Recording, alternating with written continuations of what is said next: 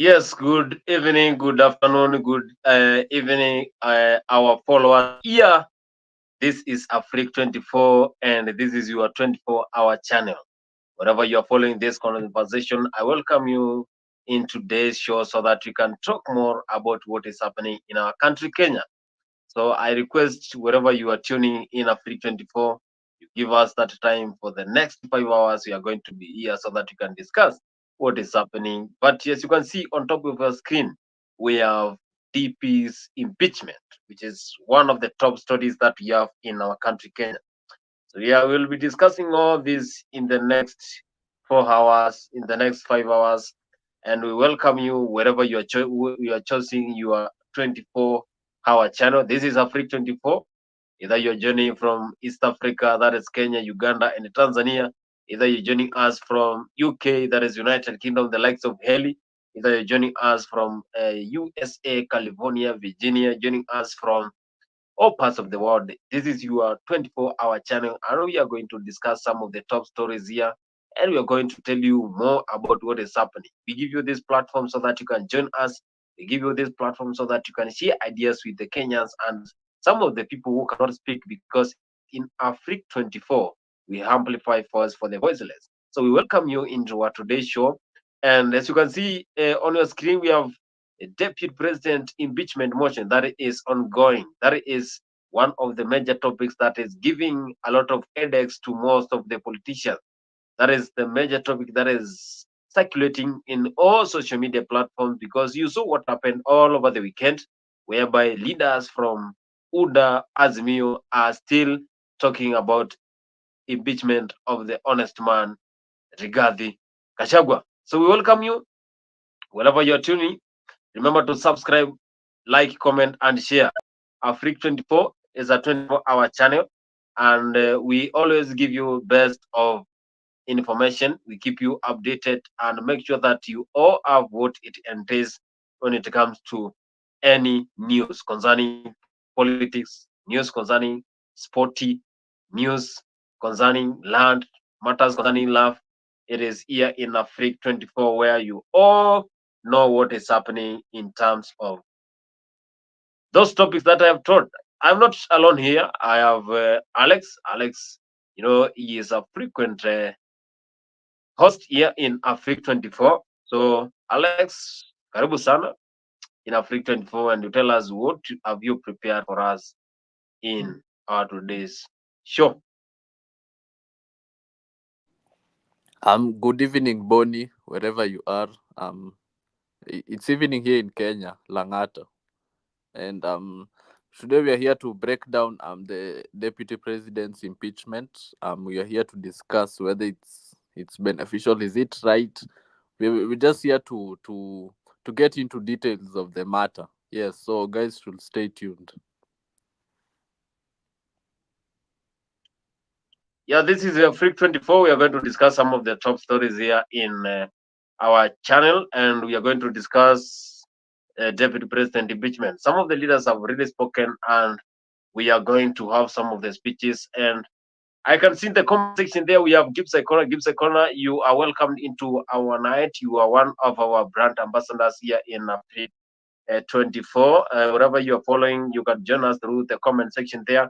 And I will be sharing the link here so that you can also join the conversation. You can join the conversation through the link that I'm going to share there, and come and give us your opinion, your ideas about the motion that is ongoing, impeachment of the Right Honorable Rigathi Gachagua. Do you support this? And what is your take about that motion that is ongoing? Remember, we shall be giving you more about what is happening as we go on. This is Monday of date 23, year 2024. That is September year 2024. Wherever you're joining us, welcome you with all your heart so that you can join this wonderful conversation. And without even stating, I want to start with one of the speeches there from top leaders who have been close to William Ruto, but it's like now the relationship is no more. It's like we don't have the relationship still with all And I want of to them. address the President of the Republic of Kenya. my party leader, with a lot of respect, I am not qualified to advise you, Mr. President. Lakini nisikize tu, you have a choice. Kwamba hawa watu ambao unataka kutumia kutoa naibu wako wa rais ambaye alisimama na wewe, unaweza kuwa unadhania you are impeaching Rigathi Gachagua. Kumbe umeanza safari yako ya kujitoa kwa kiti wewe mwenyewe. The same people wenye wanaleta motion na naambiwa kwamba wamechagua Junet Mohamed na Kaluma. Hawa watu wawili wataanza na kutoa naibu wako. But I want to assure you, hao watu in 2027 watakutoa wewe kama rais. Mimi nakuomba tafadhali, please, kama watoto wako, call your house to order. Don't punish Rigathi Gachagua. Huyu mzee aliumia. Rigathi Gachagua aliaibishwa mbele ya watoto wake. Alifungwa kwa sababu yako wewe William Ruto. Tunakuomba kama baba yetu, don't be inhuman. Don't be inhuman. And I'm speaking to you as your Secretary General. Thank you. Hey, that is the Secretary General. They are saying that don't be inhuman. That is Cleophas Malala. And Cleophas Malala was the Secretary General of the UDA. UDA is the leading political party that we have in this country, Kenya. And he is saying that if President has these plans to make impeachment of Rigathi Gachagua happen, then that will be the highest level of inhuman that we have experienced. And he's saying that he should not listen to people who are always saying that Rigathi must go. Where is Rigathi going? Because he also thinks that Rigathi has been there supporting Ruto since they started the campaign for 2022 general election. And he's saying that if this one happens, then it will be the highest betrayal that will ever happen in politics. That is Cleophas Malala. Cleophas Malala, since he was thrown out of the office, he has been always revealing some of the top secrets and also making some of the comments that are in contrary to the boss. So I don't know, maybe there was some rumors that Cleophas Malala wanted to become the Secretary General for the longest time of the party, but still, whatever happened is like he gave Cleophas Malala those hard times. So we are just here discussing some of the things that are happening. Series of events that are happening in this country so that Rigathi Gachagua can go. He is also fighting with other leaders in Mount Kenya region so that they can get the Mount Kenya kingpin. They want to retain the Mount Kenya kingpin. Those are some of the areas that dictate Kenyans who are to be the president. If you want to be the president and you don't have votes for Mount Kenya, then that is all what you need to do. Alex, what is your take? And of course, do you agree with what Cleophas Malala is saying? And do you support that since whatever happened in the Huda political party, the former Secretary General is still giving some of the sensitive information that should not even come from winning political party, and in fact, the ruling political party in this country? Okay, so there are many ways to look at this situation, Bonnie. Ya kwanza, we can say that they're trying to confuse the public.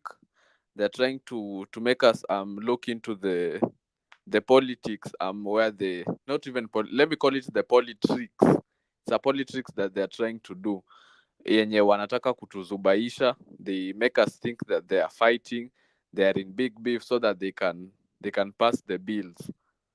Because We have seen there is this bill that they want to pass, which the church has denied, and there's also one which we saw about farming, ile yenye walikuwa wamesema mama mboga anafaa kuwa ananunua vitu from a farmer with a license. So there are bills that are there which the government wants to pass, but in order for them to pass lazima wazubaishe wananchi, because you see the last time they wanted to pass the finance bill, there was nothing going on in the country.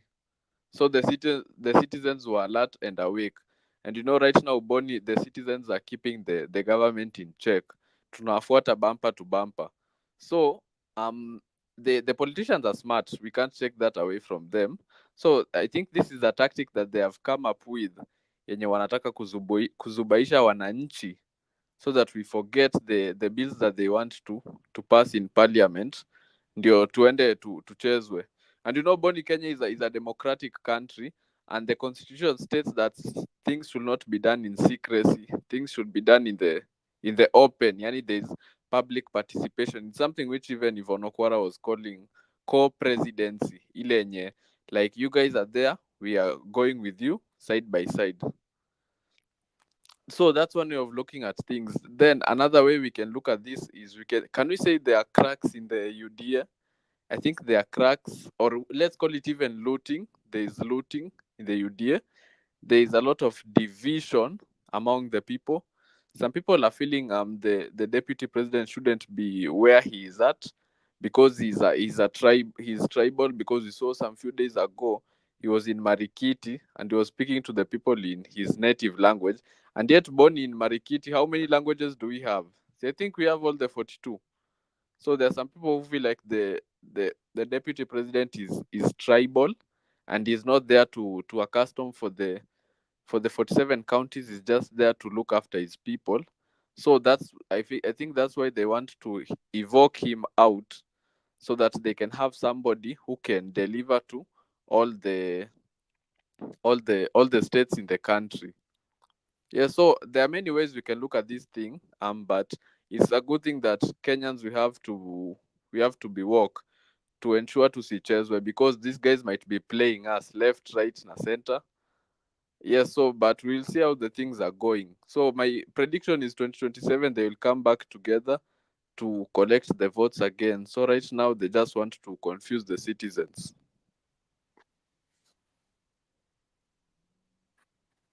He's saying that they are now confusing the Kenyans so that they can get their attentions, and then come 2027, they will come together, join, and form another coalition so that they can win the general election.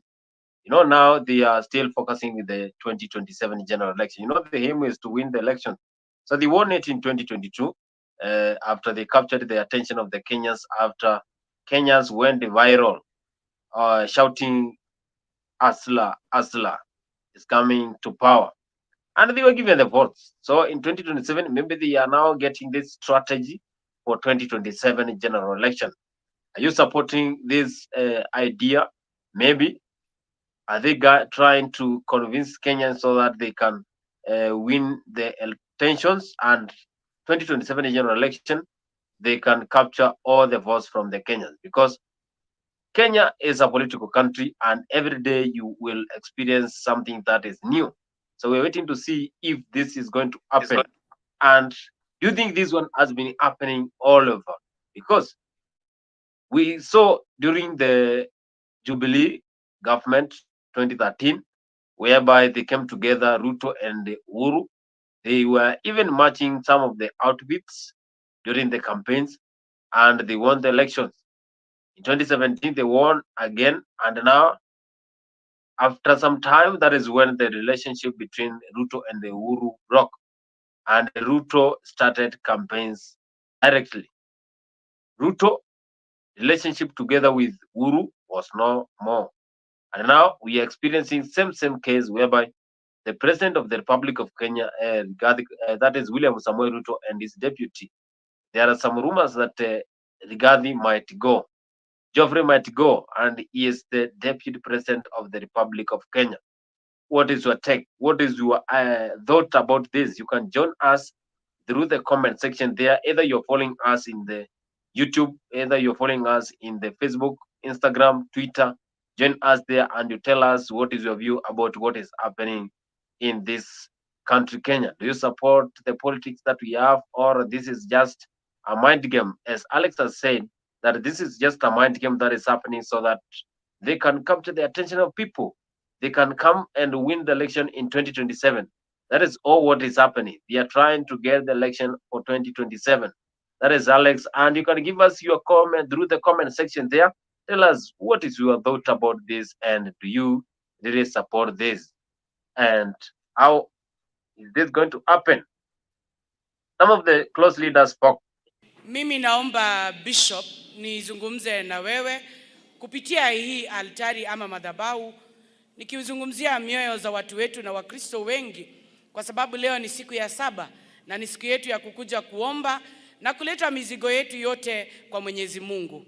Umetuhubiria vizuri, ukatuambia mahali nguvu zetu kama binadamu zitaweza kupunguka, ya kwamba Mungu atatuletea divine empowerment.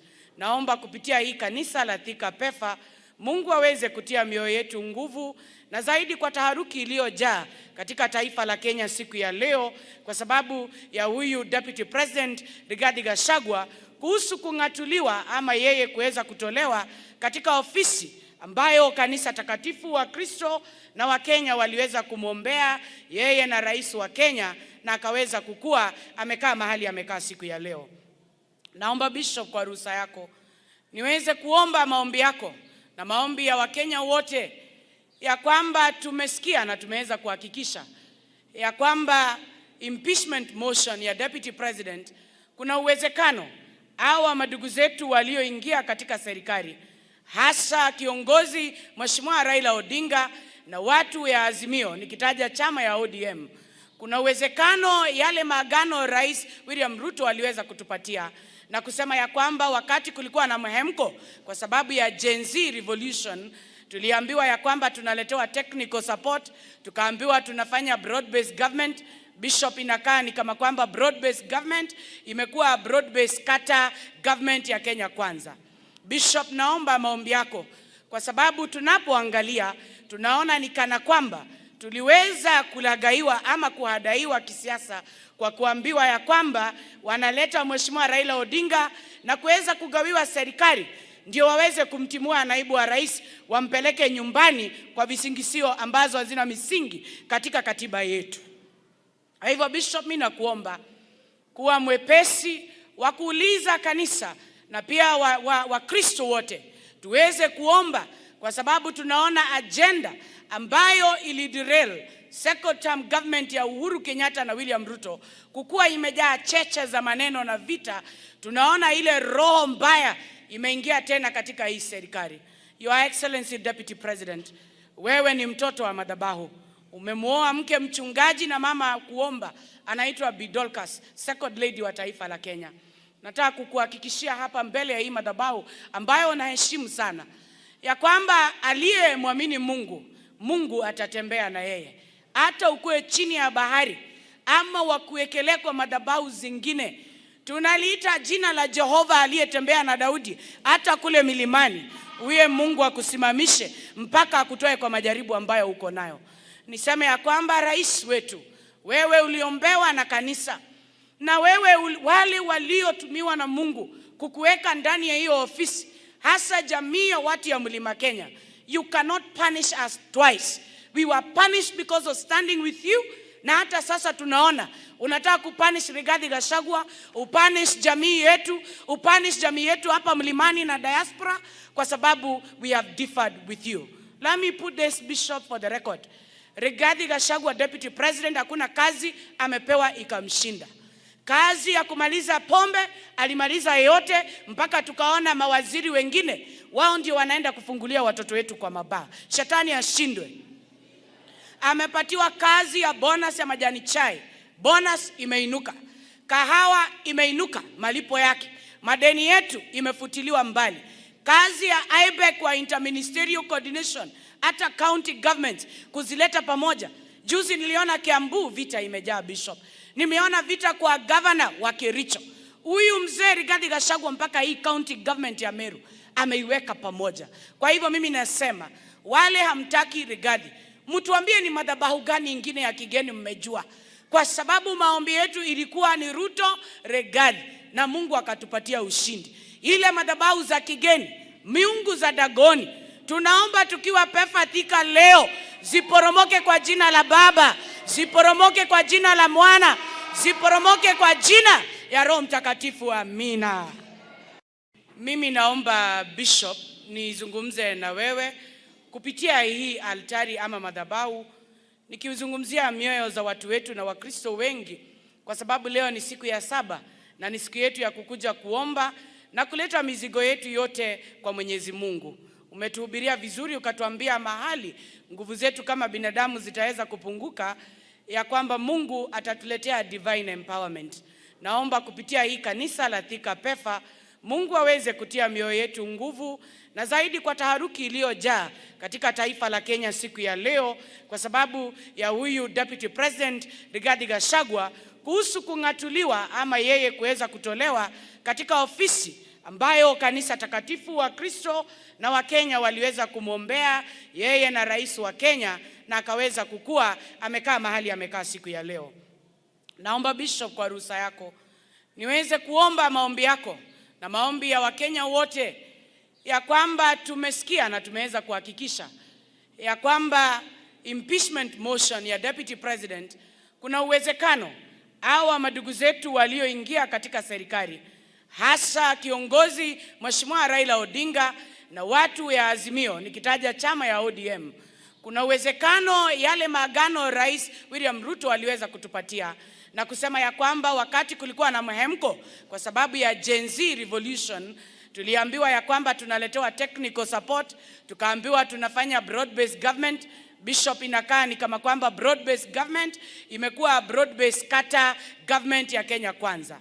Bishop, naomba maombi yako, kwa sababu tunapoangalia tunaona ni kana kwamba tuliweza kulagaiwa ama kuhadaiwa kisiasa kwa kuambiwa ya kwamba wanaleta Mheshimiwa Raila Odinga na kuweza kugawiwa serikali ndio waweze kumtimua naibu wa rais, wampeleke nyumbani kwa visingisio ambazo hazina misingi katika katiba yetu. Hivyo Bishop, mimi nakuomba kuwa mwepesi wa kuuliza kanisa na pia Wakristo wote tuweze kuomba, kwa sababu tunaona agenda ambayo iliderail second term government ya Uhuru Kenyatta na William Ruto kukuwa imejaa cheche za maneno na vita. Tunaona ile roho mbaya imeingia tena katika hii serikali. Your Excellency Deputy President, wewe ni mtoto wa madhabahu. Umemuoa mke mchungaji na mama kuomba, anaitwa Bidolkas, second lady wa taifa la Kenya. Nataka kukuhakikishia hapa mbele ya hii madhabahu ambayo unaheshimu sana, ya kwamba aliyemwamini Mungu, Mungu atatembea na yeye. Hata ukue chini ya bahari ama wakuwekelea kwa madhabahu zingine, tunaliita jina la Jehova aliyetembea na Daudi hata kule milimani, huye Mungu akusimamishe mpaka akutoe kwa majaribu ambayo uko nayo. Niseme ya kwamba rais wetu, wewe uliombewa na kanisa, na wewe wale waliotumiwa na Mungu kukuweka ndani ya hiyo ofisi, hasa jamii ya watu ya Mlima Kenya, you cannot punish us twice. We were punished because of standing with you, na hata sasa tunaona unataka kupunish Riggy Gachagua, upunish jamii yetu hapa mlimani na diaspora, kwa sababu we have differed with you. Let me put this, Bishop, for the record. Riggy Gachagua, Deputy President, hakuna kazi amepewa ikamshinda. Kazi ya kumaliza pombe alimaliza yote, mpaka tukaona mawaziri wengine wao ndio wanaenda kufungulia watoto wetu kwa mabaa. Shetani ashindwe. Amepatiwa kazi ya bonus ya majani chai, bonus imeinuka. Kahawa imeinuka malipo yake.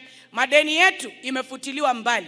Kazi ya IBEC kwa interministerial coordination, hata county government kuzileta pamoja. Juzi niliona Kiambu vita imejaa, Bishop. Nimeona vita kwa governor wa Kericho. Huyu mzee Riggy Gachagua mpaka hii county government ya Meru ameiweka pamoja. Kwa hivyo mimi nasema, wale hamtaki Riggy, mtuambie ni madhabahu gani ingine ya kigeni mmejua, kwa sababu maombi yetu ilikuwa ni Ruto Riggy na Mungu akatupatia ushindi. Ile madhabahu za kigeni, miungu za Dagoni, tunaomba tukiwa Pefa Thika leo ziporomoke kwa jina la Baba, ziporomoke kwa jina la Mwana, ziporomoke kwa jina ya Roho Mtakatifu. Amina.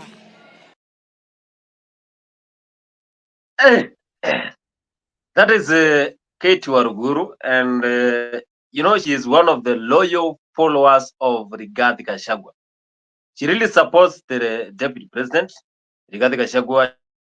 She has been supporting Rigathi Gachagua for a long time, and she's saying that they were told that they will form this broad-based government. The broad-based government was formed, and now, after the broad-based government came into the coalition and into agreement, now they are trying to impeach Rigathi Gachagua, Deputy President of the Republic of Kenya.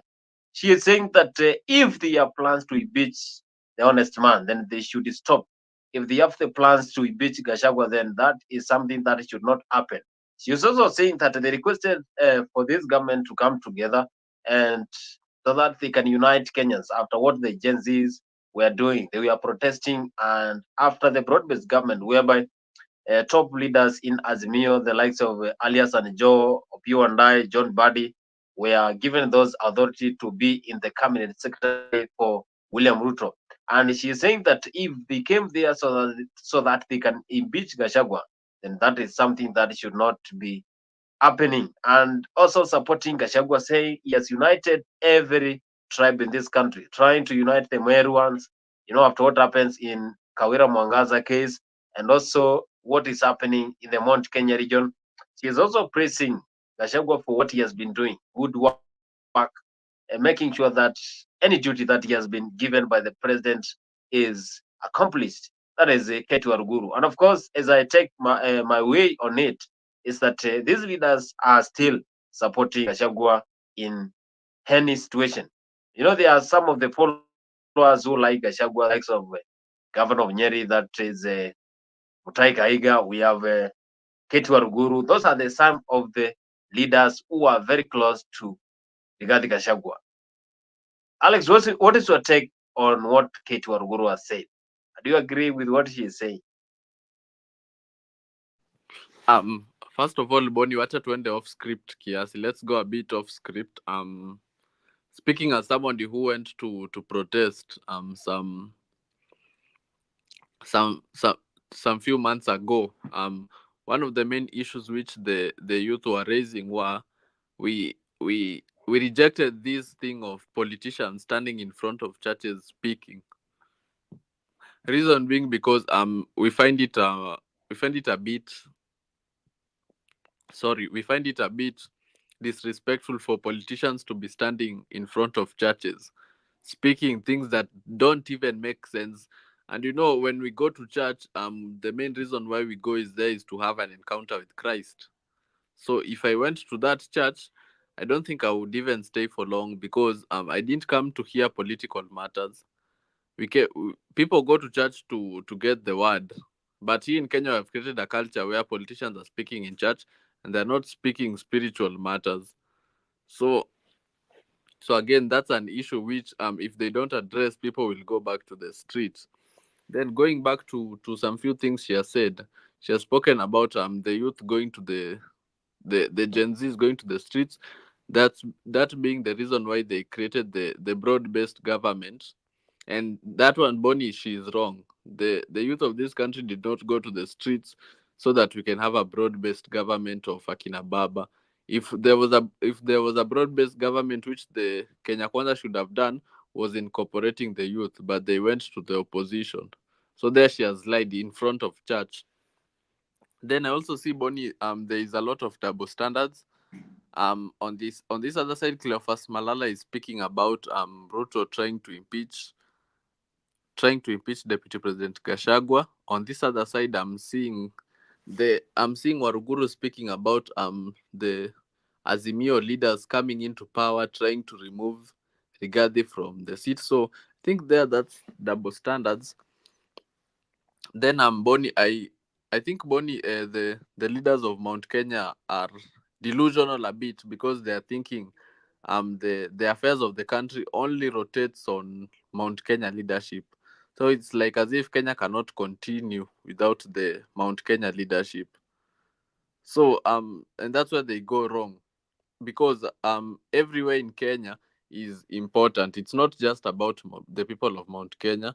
It's about each and every one of us. So, and even if they impeach the deputy president, it won't be.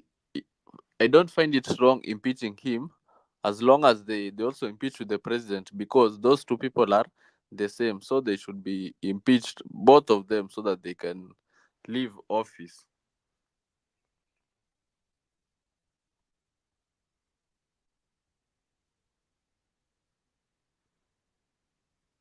Nyinyi mmesikia muona kama yule Rigathi Gachagua ambaye alibarikiwa na Mwenyezi Mungu akakuwa naibu rais wa Jamhuri ya Kenya, lakini wakati tulikuwa hapa Bungoma na rais na Papa wa Roma akaamka akaambia rais wa nchi ya Kenya kwamba tunakushukuru kwa kupatia kazi vijana wetu, lakini akamwambia kwa Kiingereza that I want to pull an Oliver Twist. We appreciate what you have given us, but we want more. Yule Rigathi Gachagua aliamka na kujibu Papa wa Roma, akaambia Speaker Moses Wetangula kwamba kulingana na kura ambayo tulipigia Rais William Ruto, yale ambayo tumepata hapa Bungoma imetosha na hakuna kitu kingine ambayo tumepata.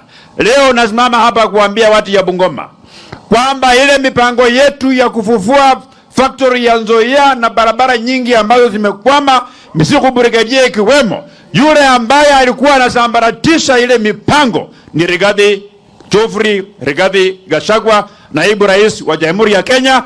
Na sisi tumesema yule Rigathi Gachagua, kazi ni nyingi, masaa ndiyo machache. Hivi karibuni hatatembea, ataondoka kwa kukimbia. Hatakimbia peke yake, atakuwa anakimbia hatua 5, anaangalia nyuma, kisha anaongeza mwendo kasi, anaenda mbio mbio akielekea kijijini mwake, because the country doesn't require a tribal deputy president. It requires a deputy president who will unite every part of our country, regardless of whether they voted for our government or they never voted for our government. Nyinyi mmesikia muona kama yule Rigathi Gachagua ambaye alibarikiwa na Mwenyezi Mungu akakuwa naibu rais wa Jamhuri ya Kenya, lakini wakati tulikuwa hapa Bungoma na rais na Papa wa Roma akaamka akaambia rais wa nchi ya Kenya kwamba tunakushukuru kwa kupatia kazi vijana wetu, lakini akamwambia kwa Kiingereza that I want to pull an Oliver Twist. We appreciate what you have given us, but we want more. Yule Rigathi Gachagua aliamka na kujibu Papa wa Roma, akaambia Speaker Moses Wetangula kwamba kulingana na kura ambayo tulipigia Rais William Ruto, yale ambayo tumepata hapa Bungoma imetosha na hakuna kitu kingine ambayo tumepata. Leo nasimama hapa kuambia watu ya Bungoma kwamba ile mipango yetu ya kufufua factory ya Nzoia na barabara nyingi ambazo zimekwama, Misiku Brigadier ikiwemo, yule ambaye alikuwa anasambaratisha ile mipango ni Rigathi Gachagua, naibu rais wa Jamhuri ya Kenya. Na sisi tumesema yule Rigathi Gachagua, kazi ni nyingi, masaa ndiyo machache.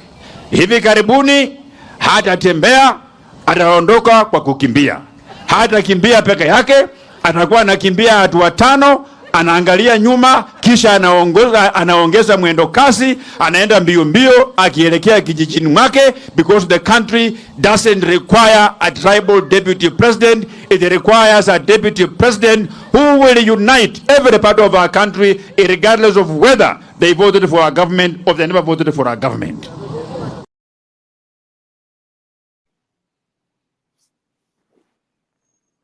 Hey, that is Dismas Baraza. You know, Dismas Baraza is one of the leaders who are very close to William Samuel Ruto.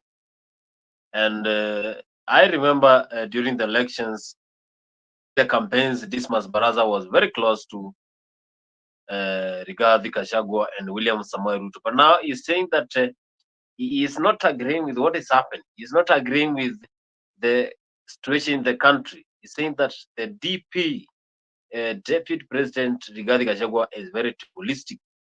That Rigathi Gachagua is very tribal, and Kenya doesn't require someone who is very tribal to be in that seat. He's saying that he should go, and any time, any soon, he is going, and he will not be in that position. The impeachment looks so serious, and Leaders are still talking. We also saw what is happening in the Western Kenya. Some of the leaders were saying that they are now ganging against Rigathi Gachagua. They want to impeach the deputy president of the Republic of Kenya. This is a motion that is circulating all social media platforms, and the DP yesterday he addressed it. The day before yesterday he addressed it. So this is something that is pinching this country. Gibbs O'Connor is saying that I should not be naive. I am not being naive, just saying what is happening. But you can tell us, what is your thought about Deputy President impeachment? Do you support his impeachment from the government? Do you support what is happening in this country, that they want to impeach the DP? And do you think that this is just a mind game, that Ruto and Gachagua, they are playing with the minds of Kenya so that they can come together and win the election 2027? Just a matter of time. As Dismas Marada said that just time, and then Gachagua is going. And who do you think is going to be the deputy president of this country? Can join us. Alex, what is your view?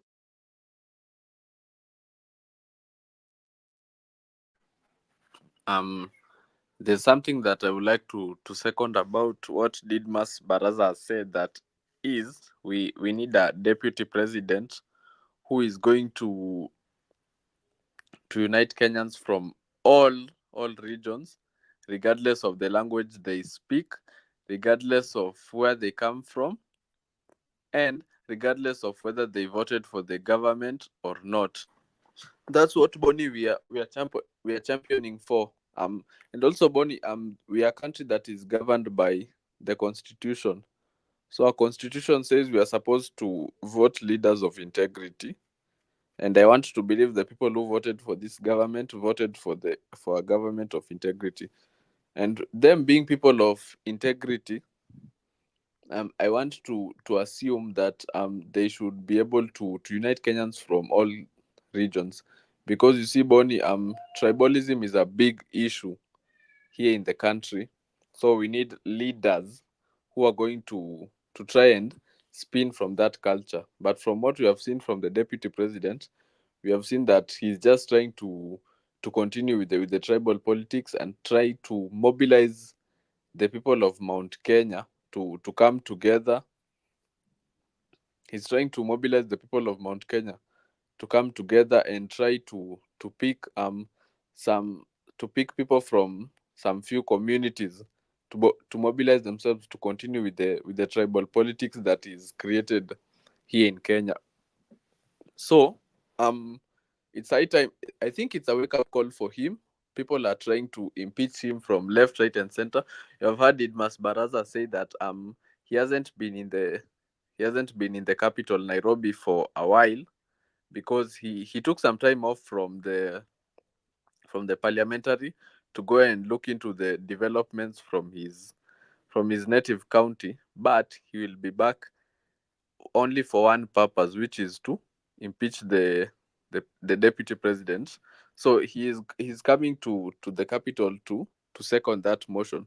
That shows the levels which people are willing to go to ensure that the deputy president is removed, because they are seeing him as being very, very tribal, only thinking of the people from where he's from and not considering people from all parts of the country. So when it reaches that point, Bonnie, somebody is willing to travel all that way just to come and ensure you get impeached. I think it should be a wake up call from him, and know that, Kenyans are woke. Right now, it's not the time where you can accustom people to tribal politics and try to rally your people behind you so that they can push you to where you want to be. But right now, it's time to deliver. See, he calls himself the truthful man. If he's a truthful man, I expect him to be objective and deliver to people of Kenya from all parts, regardless of whether they voted or they didn't vote.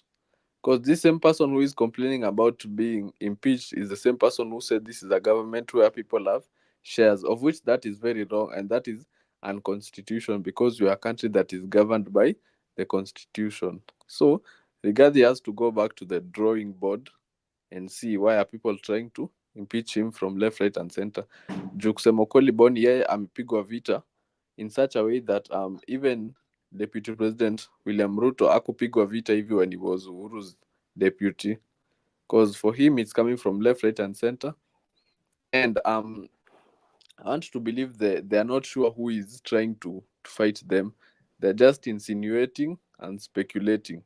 So for the deputy president, he has to look for a way to spin things around in a way that he won't be trouble to the many parts of the country if he ever wants to get into the office of presidency. But having the support of Mount Kenya people only is not enough. He has to win the hearts of the all communities here in Kenya.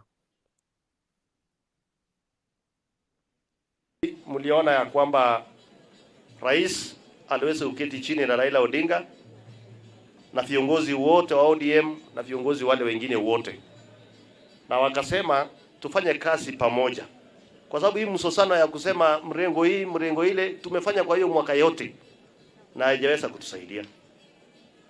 Lakini leo mnaona amani tuko naye katika taifa letu la Kenya ni kwa sababu sisi wote tuungane. Ile siku tutawaacha ukabila ya kusema huyu ni Mkisii, huyu ni Mluya, huyu ni Mkikuyu, huyu ni Mkalenjin, tutaenda mbali sana. Na ndio mimi nataka niseme nikiwa hapa, viongozi wengi, shida sisi viongozi ni kuongea uongo. Na viongozi wengi sana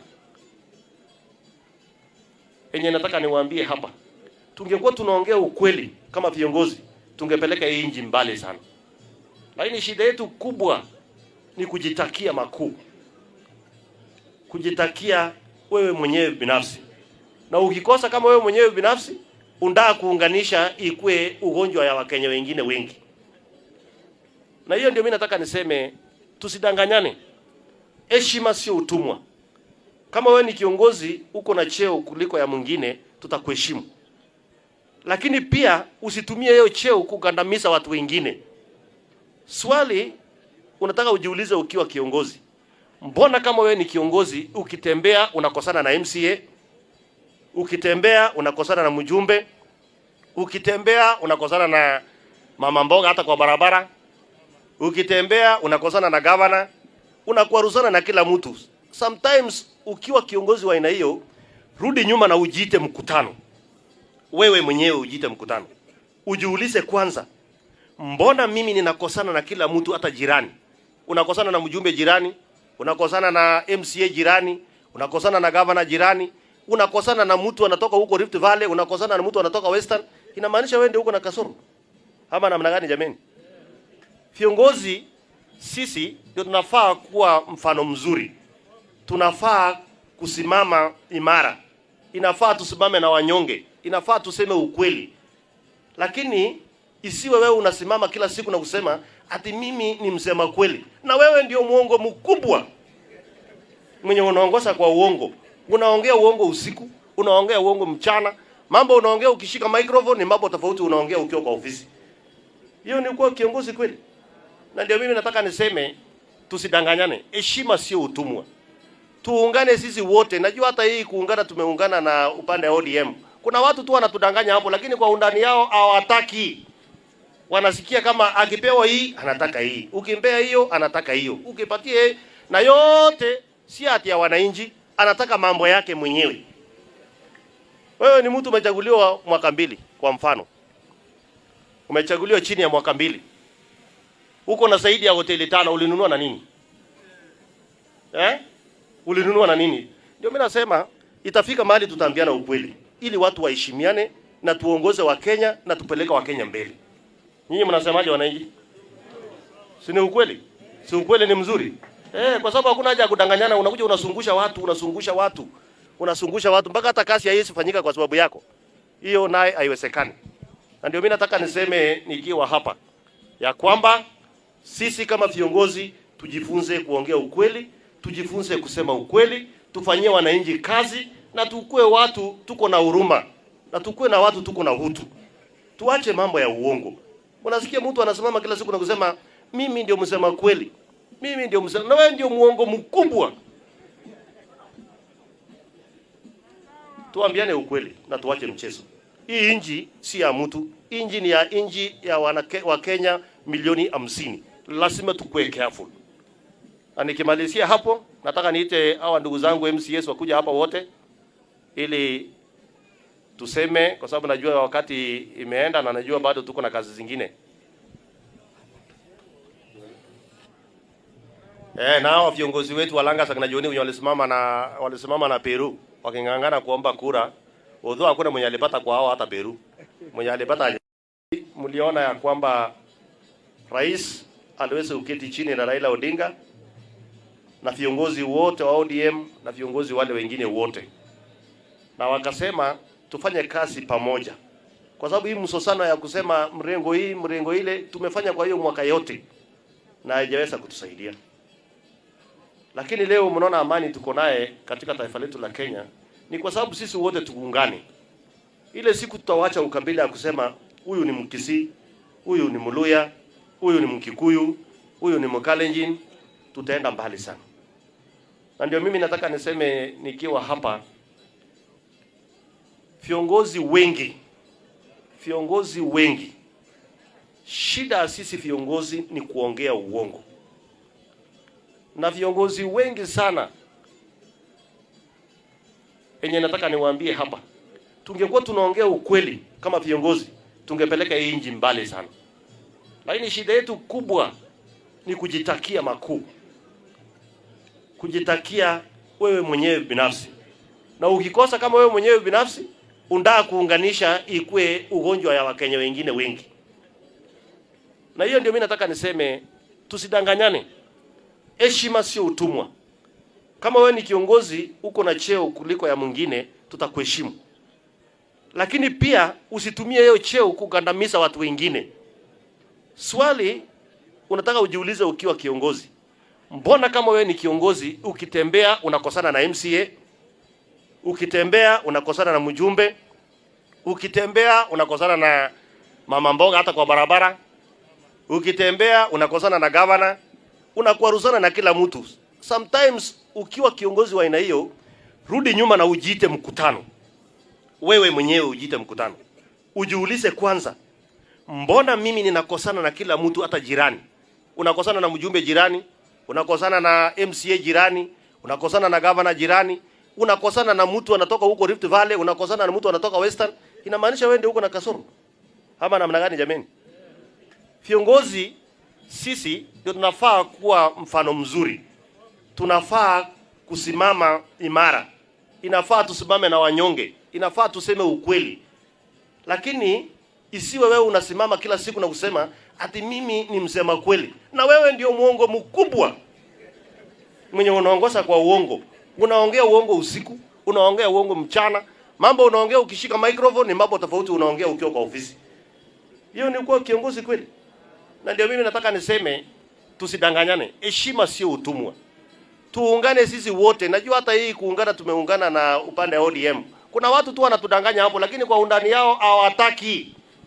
Wanasikia kama akipewa hii anataka hii, ukimpea hiyo anataka hiyo, ukipatie na yote si ati ya wananchi, anataka mambo yake mwenyewe. Wewe ni mtu umechaguliwa mwaka 2 kwa mfano. Umechaguliwa chini ya mwaka 2. Uko na zaidi ya hotel. Yes, that is Oscar Sudi. You know, Oscar Sudi is one of the close members of William Samoei Ruto. Oscar Sudi, wherever he is speaking, you know that is William Ruto who is speaking. And he is giving a lot of words there and saying that we as leaders, we should be very honest and transparent. Saying again that some of the leaders who have been chosen, but still they are not doing what Kenyans want. He has mentioned more than 5 hotels. I don't know who is he addressing, but he's saying that in a period of 2 years, you have 5 hotels. Where have you gotten this money to build the hotels? Saying that you are always saying you are honest, but when you get the mic, you talk. When you go to office, the actions don't lies together with what you're saying. That is Oscar Sudi. MP for Kapsaret. I'm hereby joined by Kevin Wesonga. Kevin, you have been lost in Afrique 24, but finally we got you here. Thank you for joining our today's show. And I know that you have a lot of information to share with our followers. Welcome, Kelvin, and you just give us our glimpse of what do you think about the DP's impeachment, that is regarding Gachagua, and do you agree with this? DP's impeachment is quite okay. I have no issue with his impeachment. It's just because he has not been working for the people of Kenya. And that's why people are agitating for this. Remember when he was sworn in as the deputy president, he's sworn in by the fact that he was to support the people of Kenya, get development. Number one, unite Kenyans. But most importantly, to make Kenya greater than how he found it. But now he's trying to balkanize it and make it like a state for a few. And that is what is actually affecting him as an individual. So seeing DP getting the impeachment messages is quite in order, and it's something that we should not compromise about. So I think it's even late. It should have it ought to have happened before. Remember during the Finance Bill 2024, he was in the caucus and he knew what was actually happening. But then he kept quiet until the last minute when things were getting hot, is when he was going to Mombasa, fluttering here and there, making nonsense speeches. And then now the neck is on him. It's okay. Let him get impeached. Let's get somebody who can work for the people of Kenya. But for now, he's not working for us, and that's why he's getting these kind of messages.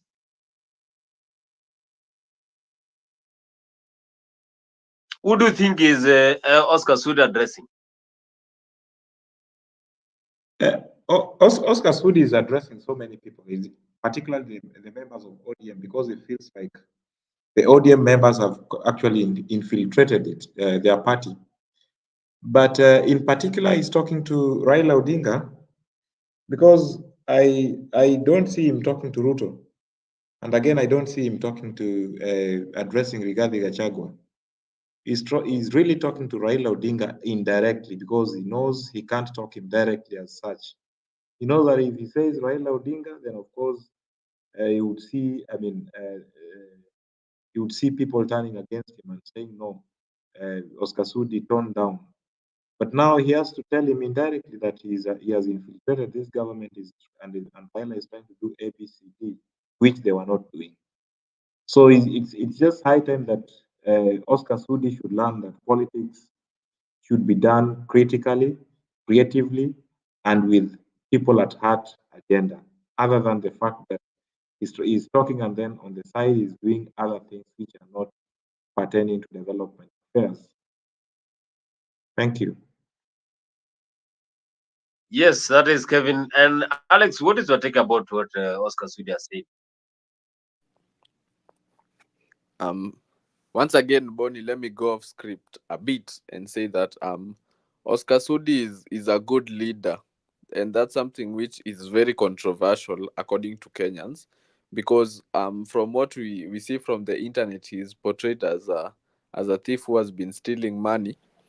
Yet, Bonnie, if we check well on the internet from the interviews he did with Dr. Kingori and the one which he did with Obina, he was able to account how he made his money. He has shown people his journey to where he has at to be in parliament, and he also agreed that it's true yeye hajasoma compared to other leaders. If you see Bonnie, I've been to Kapseret and I've seen the things Oscar Sudi is doing. Oscar Sudi is doing massive things, and Bonnie Oscar Sudi is fighting corruption, because do you think Bonnie the CDF money in Kapseret you can eat? Imagine Bonnie, you can't touch hiyo pesa ya Kapseret ya CDF. Huwezi guza, you can't even try to steal a bit. If you try to play with the money for the people of Kapseret, Oscar Sudi will come for you. Then going to what he has said, there are things he's raising which are true, because how comes you have been in power for 1 or 2 years, then you have 5, businesses running, yet we know your salary is 1 million, and you had a scandal which was in court, but you were able to be free because you went into power. So there are good questions he's raising, because how comes you've been in power for like a year, then in that 1 year you have like 5 businesses which are booming in the country? Those are questions that people should raise. Because we also saw, even with our cabinet, we have a cabinet of billionaires with very big net worths, and they are still going into power to steal from the people. And I think, Bonnie, there is something, let me call it, there is mystery. I don't know what's the push and pull with the Ruto's people and the deputy president. I don't know why some of them not even some, most of them, they don't want him. That's a question which we are yet to find out. I don't know why, but I feel like most of Ruto's men, they don't want him. I don't know whether they feel he's not the right person for the position, or they feel like he hasn't yet matched the expectations, or they feel like they could have a different leader, maybe the likes of Kimani Shungwa or Ndindi Nyoro or Mwangi Kiunjuri. Maybe that's just my conspiracy theory. Maybe they feel like they want someone else who is different, who is not tribal. But I want to second some few things that Oscar Sudi said, that the day we do away with tribalism in politics and affairs of the country, we will go far as a country. And we also have to speak the truth, because for a long time the politicians have been gullible. They don't even stand for the truth. There was Kasudi has said. And also, us as citizens, the country, sisi boni wananchi, we also have become very gullible. We also don't stand for the truth.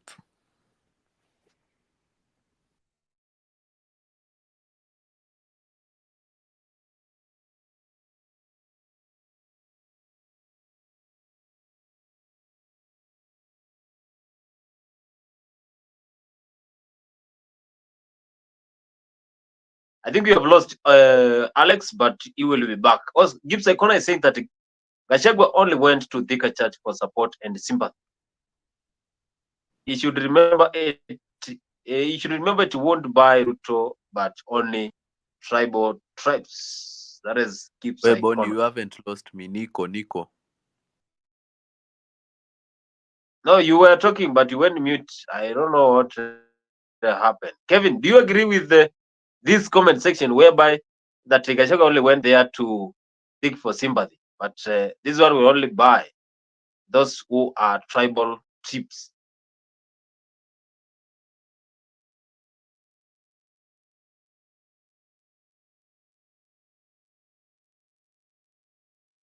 Yes, Bonnie. These guys have been so funny. These trends of the Ruto's trend and Gachagua's trends and all that, they have been so funny. All along, they have been getting into power through sympathy votes. Look at how Ruto and Uhuru got into government in 2013. It was out of sympathy votes because of the ICC case. Later on in 2017, again, it was like, okay, we've not cleared what the 10 years, let's give us time, let Uhuru finish until 2022. Then immediately after the elections of 2017, it was beating the drums by William Samoei Ruto. That is not required in the government. There were so many things in the government. It's getting pushed out of it. And it was, people did not discover that it was all about sympathy. See what happened in 2022. It was voted overwhelmingly. If we are to go by the numbers, of which I don't accept them until today, unless the survey is opened, I dispute his votes. So 2022, Ruto gets in. And then immediately 1 year later, Gachagua starts saying that now Ruto and the team doesn't like me. Which kind of governance system is that? It's just voting out of sympathy. That's a trend or the trick that these people have learned out of all these years. But if we are to go for genuine voting, then definitely even Gachagua could not be in that deputy presidency. So it's not something to do with any hatred or any kind of witch hunting within that government. Those people talk, they do deals together, they sit on the table, they sit in the security councils, they sit in all the corners of these governance systems. Even in their offices, they're always together. They take tea together. But in the fields, they say different things of how they are hated, how they are pulled out or removed from WhatsApp groups, which are not true. I don't accept all that shenanigans of Riggy Gachagua. Let him style up, let him do politics in a clean slate, and let him tell us the truth. And all that Kenyans need is not this kind of things. Kenyans only need development to go to the people in the grassroots. Kenyans need university lecturers to be paid. Kenyans need good school fee payments for the university students. And actually, we need free secondary, primary, and university education. That's all we need, not being removed from WhatsApp groups. Thank you, Bonnie. That is Kevin saying that we all need free secondary education, primary educations, but not what we are saying, trying to blindfold Kenyans as they say that they have been having those differences. Earlier, he had spoken, that is Rigathi Gachagua, that is the Deputy President of the Republic of Kenya. General Gora, despite being a very tough general and commander, who is celebrated for his various accomplishments, was also a very humorous man. He was full of very good jokes, and many a time in tense situations, he would make everybody feel comfortable. Many a time as we waited at the airport, Your Excellency, to welcome you or to see you off to foreign countries, the general would keep us busy with many good stories and keep us entertained. And I do remember one such day when you left, and we were left there, and we were in a hurry to leave as you took off. And he told me, Mr. Deputy President, it is good for me to inform you that when you are in a military facility and the Commander-in-Chief is away, I am the senior most military officer here, and all of you take orders from me, and you only leave when I tell you so. And after we stayed for a while, he said, you may now take off. I give you fallout. And that was a tradition for the days we stayed with General Gola. We were there with Professor Kindiki. This region rallied behind William Ruto and rallied behind Riggy Gachagua. We voted for William Ruto because there was a girl in Fija Mama, Riggy Gachagua. Sisi tunajua mtoto wetu anahangaishwa ili asifanye ile kazi alipatiwa through executive order. Ndio hao ambao wanataka kumsabaratisha warudi hapa kwa mlima, waanze kuambia wananchi ya kwamba Riggy Gachagua anashinda na maziwa na kahawa na majani chai. Riggy G umevuka mlima. Hiyo, umevuka Riggy G, umevuka mlima. Na mimi nimesema vile alisema jana, umeona tabiri, unaongea kweli, nitatizo moja, Riggy tutatembea na wewe kila mtu. Ule kuweka vile kama nafanya, tunatarajia wewe asubuhi na mapema. Watu ya Mlima Kenya, watu ya hapa Kikuyuni, watu ya Meru, watu ya Embu, sisi ni kitu kimoja. Na mimi sitaki kuangukia hiyo mtego. Tunatakiwa tuanze kupigana sisi wenyewe. Mimi sitaki kusikia mtu ya hapa anaingilia Mmeru. Sitaki kusikia mtu anaingilia Mwembu. Kwa sababu tukiwaingilia tutakuwa tumeingia kwa ile mtego tumetegwa.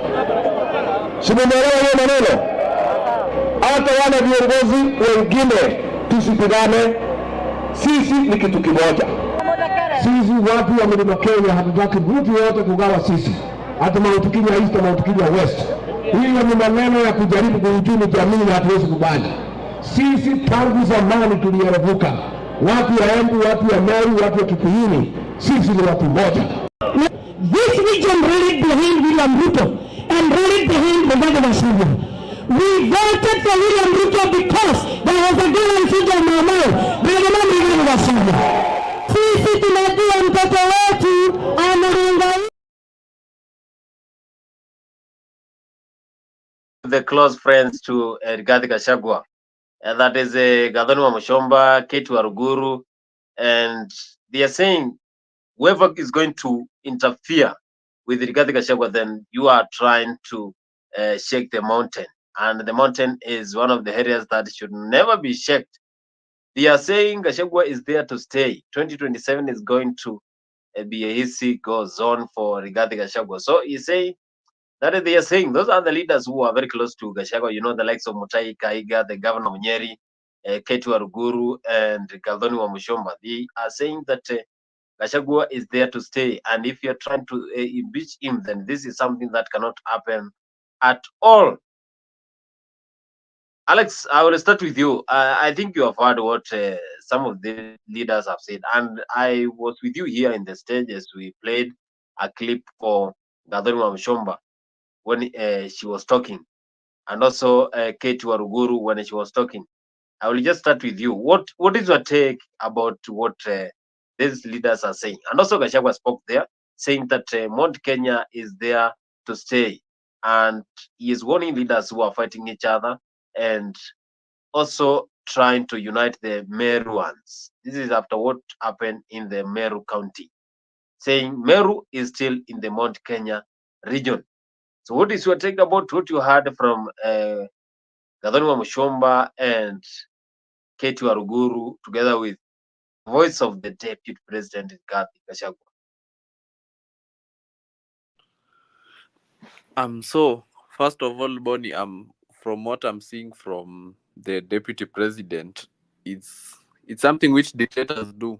Yes, it's something which also in the West you see guys like Trump do, whereby they try to, acha niseme, wanajaribu kutafuta sympathy from the people to protect their interests. It's something which dictators like to do. That's what the deputy president is trying to do. He's trying to mobilize his people to come together for the sake of himself, because anaona ako karibu kukuwa impeached. And from what Bonnie you have heard the from what you have heard from those leaders, there's nothing that I've heard which is of interest to the citizens. I haven't heard of any developments. I haven't heard of roads. You see, Boni, uko mashinani, there is the issue of to do with poor roads, education, like systems za uko zimechapa. I haven't heard any of those leaders speaking about developments to the people. Yeah, what I've heard is just things zenye hazisaidii wananchi. So for me, nasema tu this bad leadership has to be removed. Tell the people things of interest. Naona kama saizi lecturers hawajalipwa, hiyo issue is not being addressed. Naona the kids and Arasha wenye walikufa, the parents are still mourning. They haven't yet bado hawajahil. Instead of leaders huko talking about things like those or looking for solutions in the future, so that they can create structures in schools whereby if there is fire, the kids can be able to run away, or even in high school, if a fire breaks out, guys can be able to run away, watoke freely. We are being told about the people of Mount Kenya being united.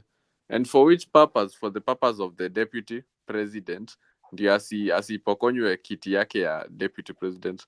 So we have to talk about things that are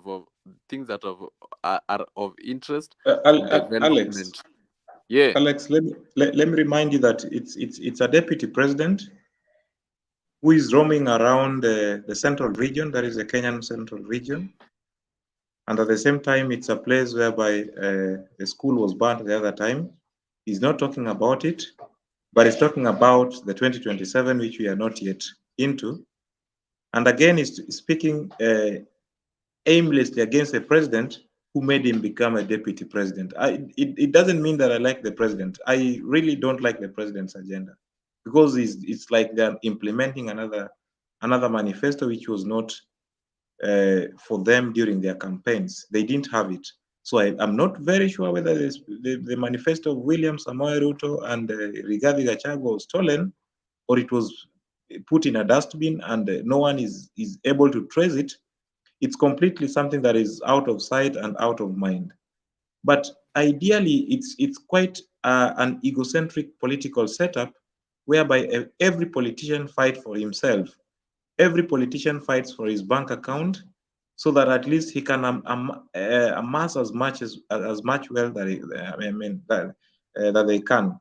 Look at different leaders, those who are in the clique of Riggy Gachagua, those who are in the clique of Samuel Ruto. And one point I can tell you for a fact, let's not be cheated that these people are different or they have differences in their offices. I repeat in this show, if William Ruto is listening to this, Riggy Gachagua is listening to this, these people are the same.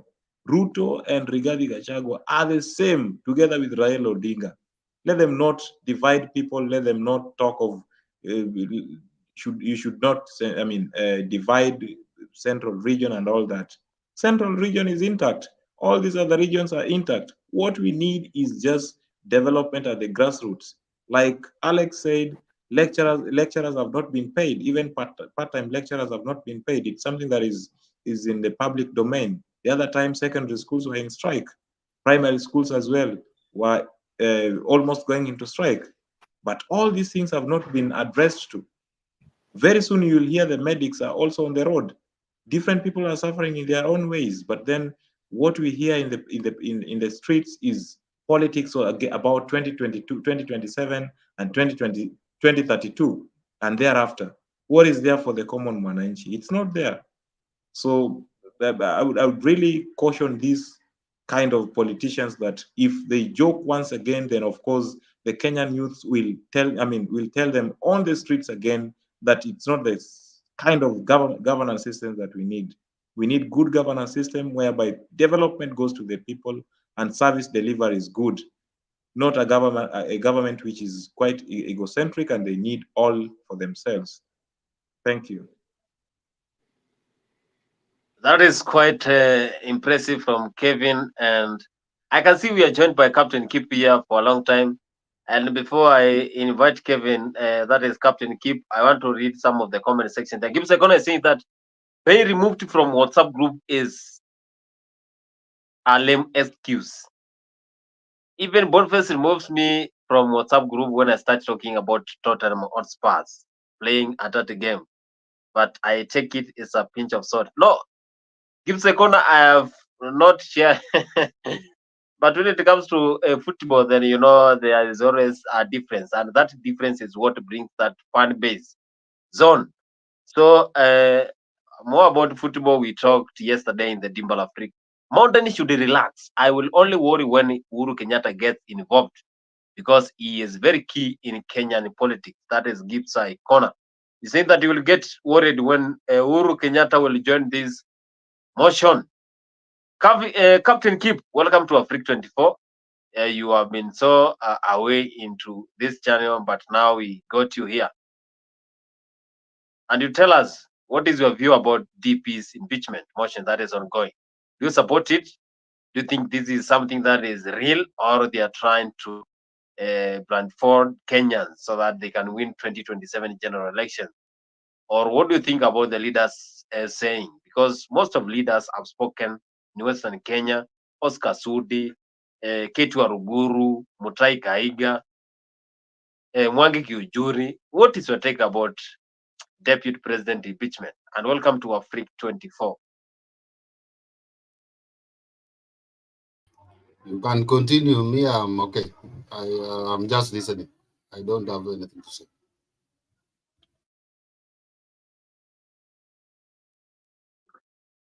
Okay, he's saying that he is listening to the conversation. That is Captain Kip in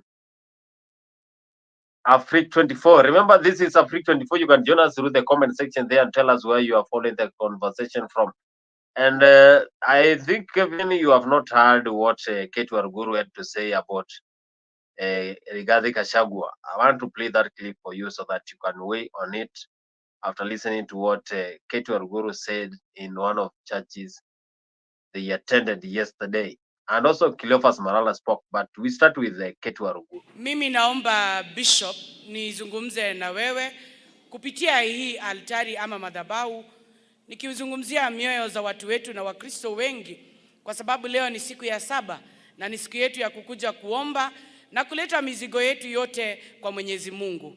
Umetuhubiria vizuri, ukatuambia mahali nguvu zetu kama binadamu zitaweza kupunguka, ya kwamba Mungu atatuletea divine empowerment. Naomba kupitia hii kanisa la Thika Pefa, Mungu aweze kutia mioyo yetu nguvu, na zaidi kwa taharuki iliyojaa katika taifa la Kenya siku ya leo kwa sababu ya huyu Deputy President Rigathi Gachagua kuhusu kung'atuliwa ama yeye kuweza kutolewa katika ofisi ambayo kanisa takatifu wa Kristo na wa Kenya waliweza kumwombea yeye na rais wa Kenya, na akaweza kukua amekaa mahali amekaa siku ya leo.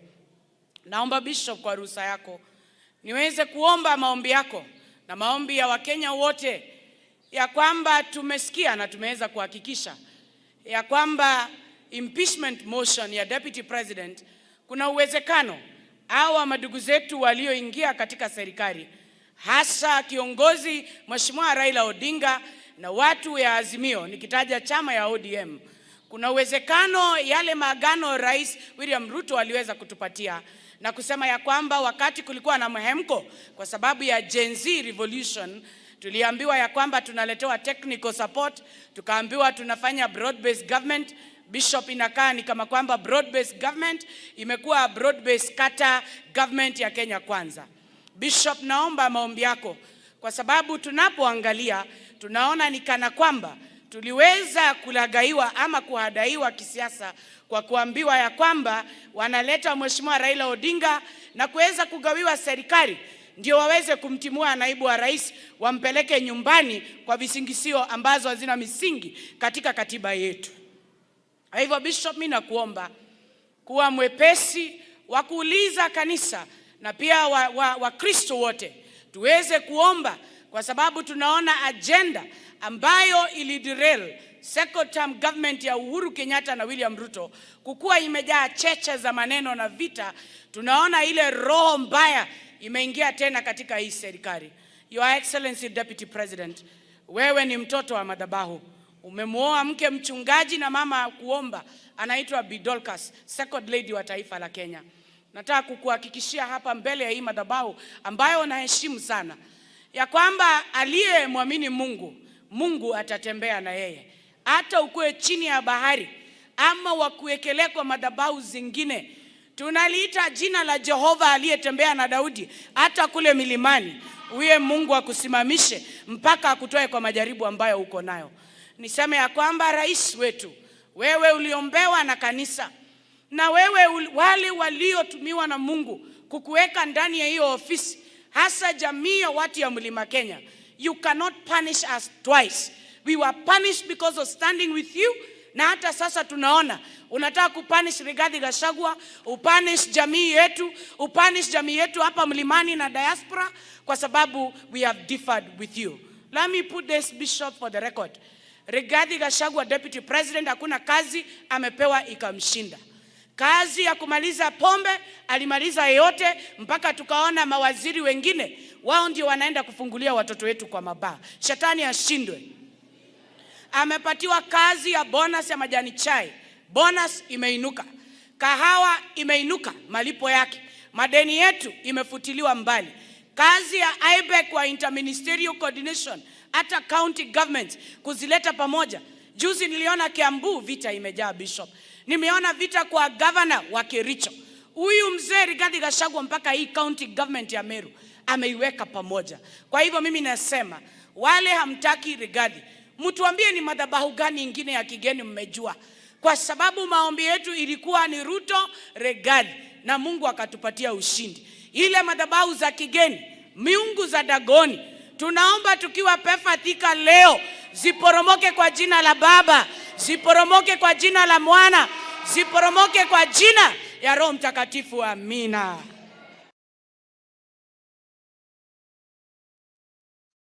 That is Ketu Waruguru. Ketu Waruguru, you know, she is one of the loyal followers of Rigathi Gachagua. She is saying that they were praying for Ruto Rigathi, but now, after the broad-based government that was formed by that is Ruto and Raila Odinga's top candidates is always pushing Gachagua to move out of the government.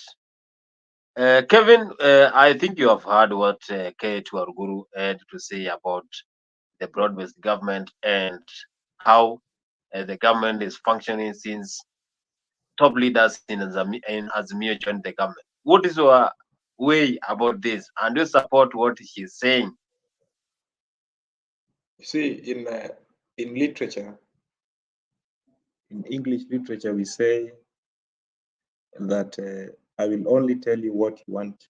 I mean, what the best thing possible that you would wish to hear. Whether your nose is completely, your nose is big, I would really appreciate how your nose looks nice. Whether your face is not very good, I will tell you how handsome you are. So this Kate Waiguru is just simply trying to dance the tune of Rigathi Gachagua so that at least he can always keep herself relevant in this governance system. But truth be told, who has ever come out and said, now Rigathi Gachagua, get out? He's pushing himself out. No one is pushing him out. And again, I repeat, that does not mean that Ruto is good.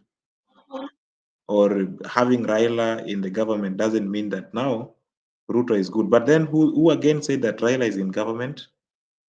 He's not. He's entirely, I mean, campaigning for the AUC chairmanship.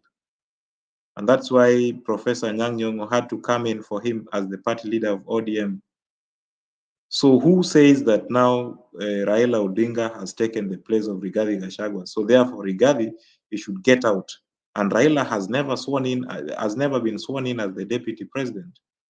The deputy president who is legally in office is Rigathi Gachagua. So I'm really wondering who is this, who has told Rigathi Gachagua in a national television or in a national forum in a press conference that now we don't want you in this government, we want you to get out, to make the likes of this Wamuchomba and the rest to come out saying that now the broad-based government has made Rigathi Gachagua to be sent away, to be kicked out of WhatsApp groups. These are completely wrong allegations that should not be pegged on other leaders who are ready to work for this government. I mean, for this government. If they are not ready to work for the government, they let them not wait for the impeachment. Let them just leave, even without telling people. If they are tired, let them go. They have other things to do. We still have 54 million 54 million Kenyans. They can work for Kenyans. Ruto is there. We will work with him until 2027. Then after that, the general elections will determine if he'll be the president or not. So if these kind of people are tired, let them go. That's what I can say. But no one has said that now you should go. No one has pushed them out. Let them come clean on these kind of issues. Yeah. Yeah, saying that let them go. There is no press conference that was addressed saying that Rigathi Gachagua should go. Captain, have you listened to what Ketu Arguro had to say, and what is your view about it? I'm saying I'm just listening. I'm not talking anything. Okay, he's saying that Gibbs Corner is saying that Mountain should relax because Uru is not there, and he will always get worried when Uru join this conversation. So you can join us through the comment section there. You tell us where you're calling the conversation from. You can share your ideas there, and we shall be reading them here in Africa 24. You can go there, like, comment, and subscribe to our YouTube channel there. Like, comment, and share. Remember, in Africa 24, we always give you some of the best news here on a daily basis. So you are well informed when you have Africa 24.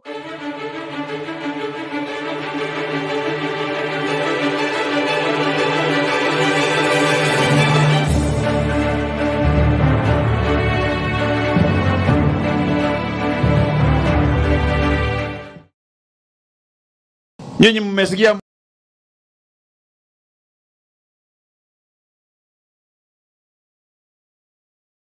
Nyinyi mmesikia muona kama yule Rigathi Gachagua ambaye alibarikiwa na Mwenyezi Mungu akakuwa naibu rais wa Jamhuri ya Kenya, lakini wakati tulikuwa hapa Bungoma na rais na Papa wa Roma akaamka akaambia rais wa nchi ya Kenya kwamba tunakushukuru kwa kupatia kazi vijana wetu, lakini akamwambia kwa Kiingereza that I want to pull an Oliver Twist. We appreciate what you have given us, but we want more. Yule Rigathi Gachagua aliamka na kujibu Papa wa Roma, akaambia Speaker Moses Wetangula kwamba kulingana na kura ambayo tulipigia Rais William Ruto, yale ambayo tumepata hapa Bungoma imetosha na hakuna kitu kingine ambayo tumepata.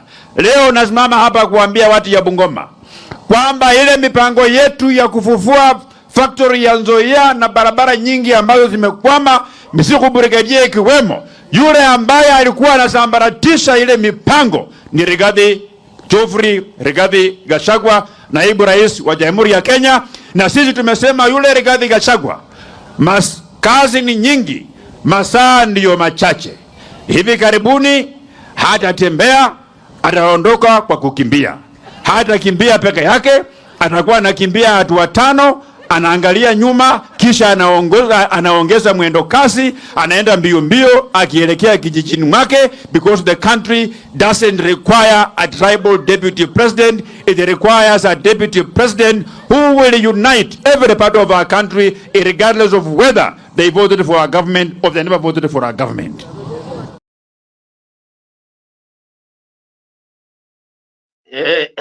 That is Dismas Baraza, and he is saying that Kenya deserves someone who will not be tribalistic, someone who will be there for the government, someone who will be there for the country up and down, and who is not tribalistic. And I think Gavin Wasonga, you've heard what he said.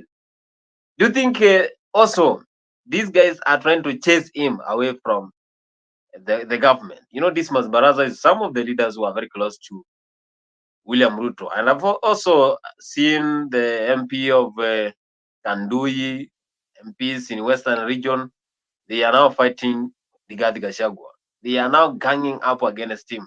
What is your view about what Dismas has said?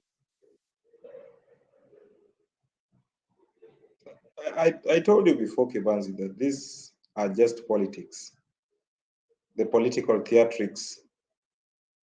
If you go by Niccolo Machiavelli say in The Prince, that whoever puts you into power will one day pull you out of power. Those who place these people into power, if they were really voted by Kenyans, then it's the Kenyan voters, not Dismas Baraza. So Dismas Baraza is just an individual who is serving his interest in Kandui, but is not serving the interest of the entire Kenyans. So if you want to peg it on the fact that Dismas Baraza is saying something negative about Rigathi Gachagua's character or his performance in government, then you are getting it wrong. I told you these guys are cronies. They do business together. They work together. They attend government committees together. How come it only happens when they are with the people? Meaning that there is something they want from the people, and they have their own interests on this. So let us not be cheated. Dismas Baraza, they are just trying to popularize Rigathi Gachagua and saying, okay, you've been pushed by Ruto. By that time, Ruto will be done with his presidency for 10 years. Just the same way Uhuru finished and Ruto took over. So the same thing will happen with Rigathi Gachagua in 2032. People will vote for him. He's suffering in government. He's showing how naive he is in this kind of government structure. He's telling people how he has been pushed out. People also hears how Dismas Baraza is talking, how people are talking around. And then a Kenyan who doesn't creatively and critically think, looks into this, will vote for Rigathi Gachagua. And then you just vote in a problem, just like William Ruto. Another cycle of 20 years of suffering. Then after that, with the deputy, again, the same problem will come in. He will also say how he will be pushed out of the government. I don't know who the deputy will be, but probably it will be from the Luo community or the Western community. I'm not so sure. but I would predict it in that line if Rigathi Gachagua gets there. So let's not be cheated that this guy is suffering. This guy is having his best moment in this government. He's getting his pay out of it. So let him not cheat Kenyans that now he's suffering. He's doing so well. That's my take, Kimanzi. A genuine take on Rigathi Gachagua's case. So no sympathy at all. Let this guy work by this, the oath that he took, that he will respect the Kenyan constitution and he will work for the people of Kenya. What we need is development, and that's all, nothing else.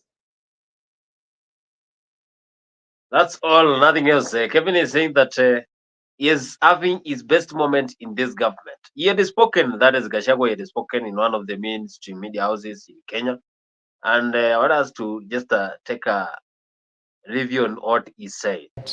At the entrance of Parliament, when that happened, you were the Deputy President of the Republic of Kenya. What responsibility do you take? I pronounce myself on the matter.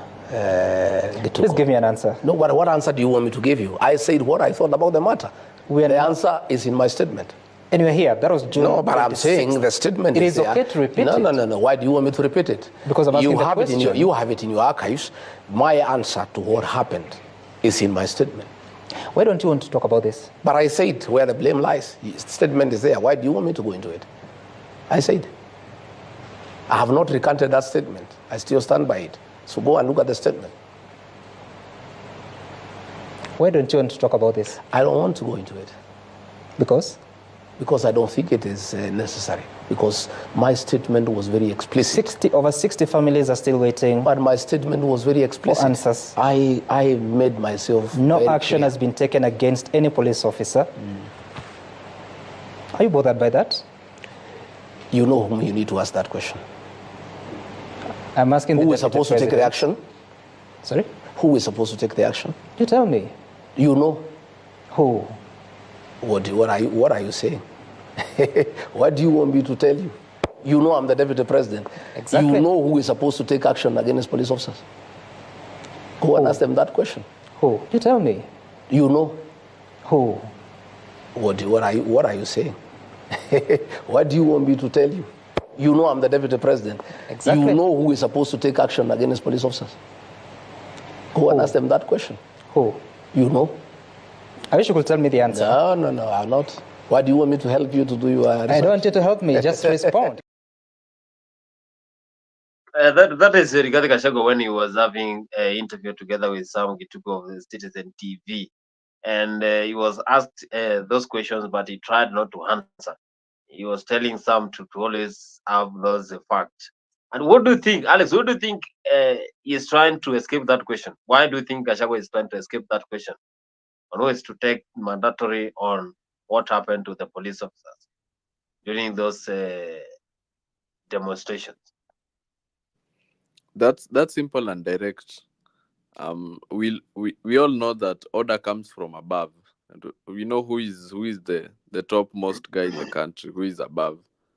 But he just doesn't want to say it to the public because I don't know the reason. Maybe he feels like he will be coming after the president, or he feels like he doesn't want to be the one saying the words directly.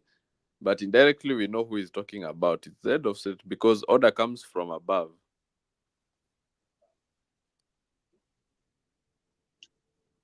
Order comes from above. Kevin, have you listened to what Gachagua had to say? And what is your take about what Gachagua is saying? He's trying to escape that question. Why do you think so? And before Kevin answers, gives a corner say that Gachagua is not really good in national politics. He is still leading as though he is still a district officer one. That is DC, DO. He is a bit limited. He is not tribal, but looks for a shoulder to lean on from his tribe. It will take another iron edge of tribalism to be erased from Kenya. There is no tribalism in Kenya apart from when a religion and politics inform. See, Manzi, Gachagua is just trying to play safe. He's really trying to play safe, number one, for the fact that he's trying to put the votes of Central Region together and to make it clinch the presidency in 2027, and latest by 2032.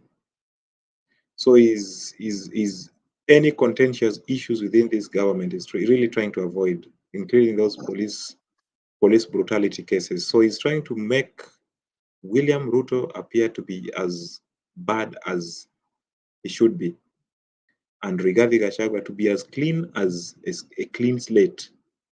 That's exactly why I'm saying that Gachagua is trying to play safe in all manner of sorts.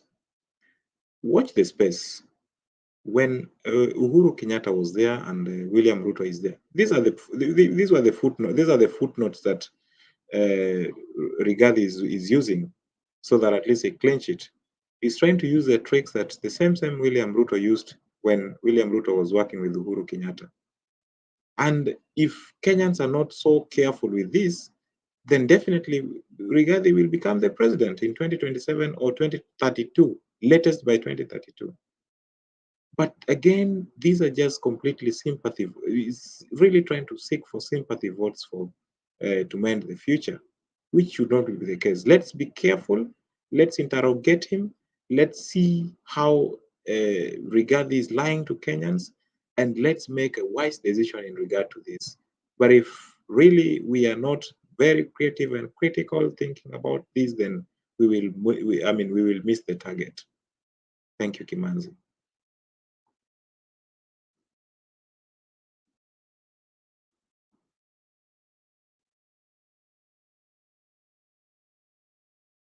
That is Kevin saying that we'll miss the target. And if we are not careful about this, thank you, Gibbs Corner, for always keeping this conversation very active in the social media, to be specific in the comment section. So if you have not joined the conversation, you can join us through the comment section there. Tell us where you're following the conversation from, and share your ideas and thoughts on DP's impeachment motion that is ongoing in country Kenya. So those are some of the things we are discussing here. And before we go on to the next one, remember to like, comment, and subscribe to Afrique24. Here we give you news every day, anytime, because we keep you informed and we give you the best news here in Afrique24. Remember to keep it Afrique24 any day, anytime. You can follow us through the social media platforms, that is Facebook, Twitter, Instagram, and like our comments.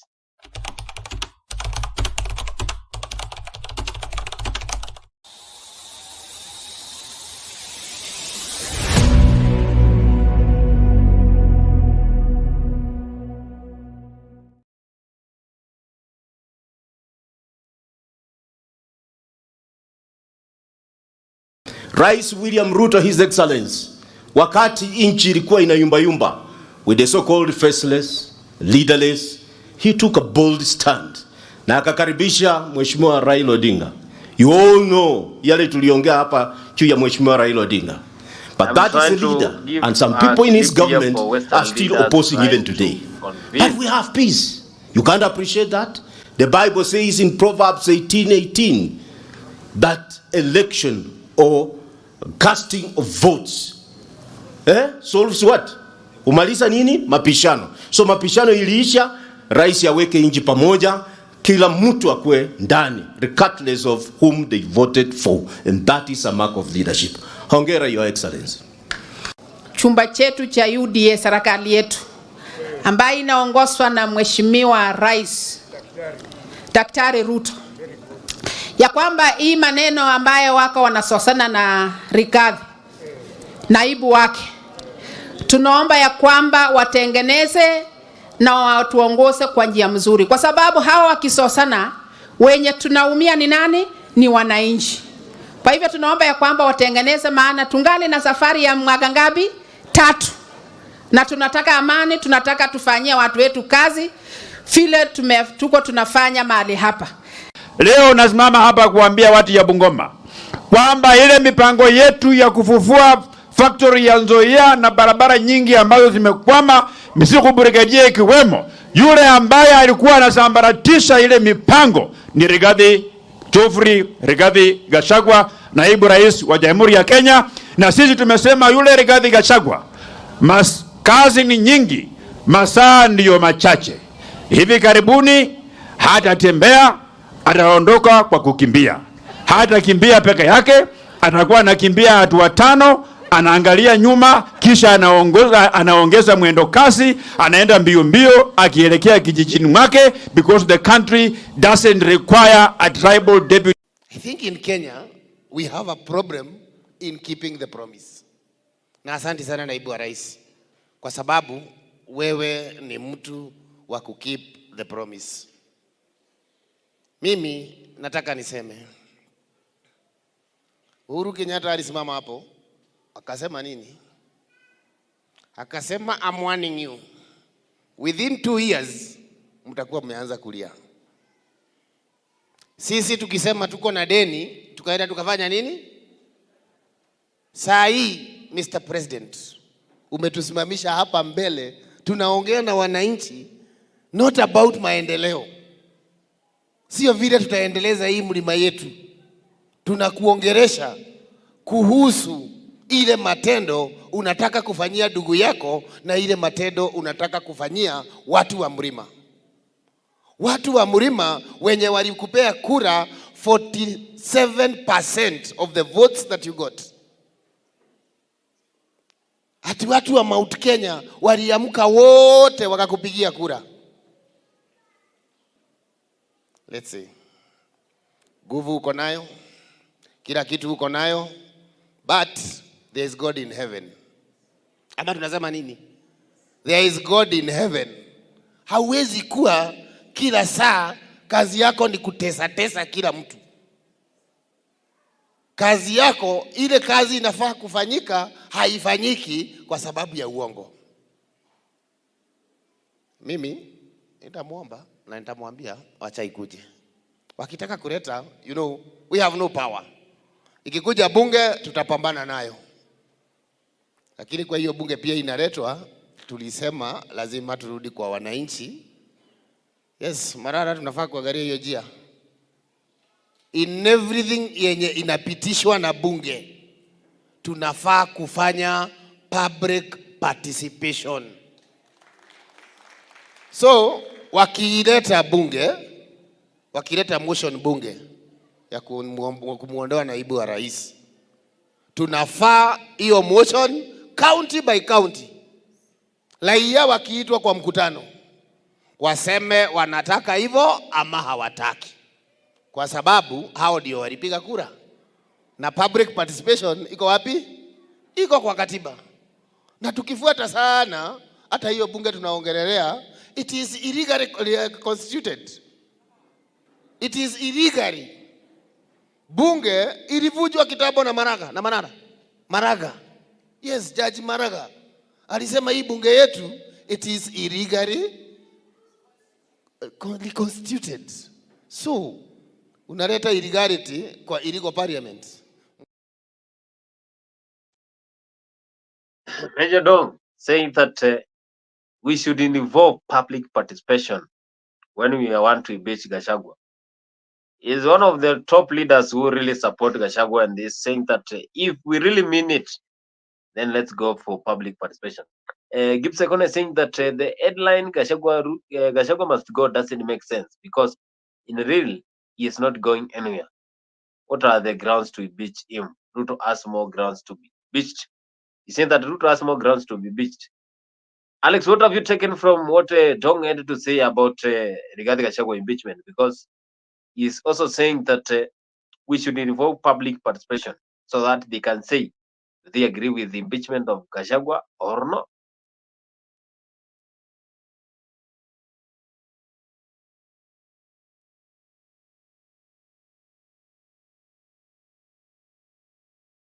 Oh, sorry for that. Sorry for that inconvenience. Okay.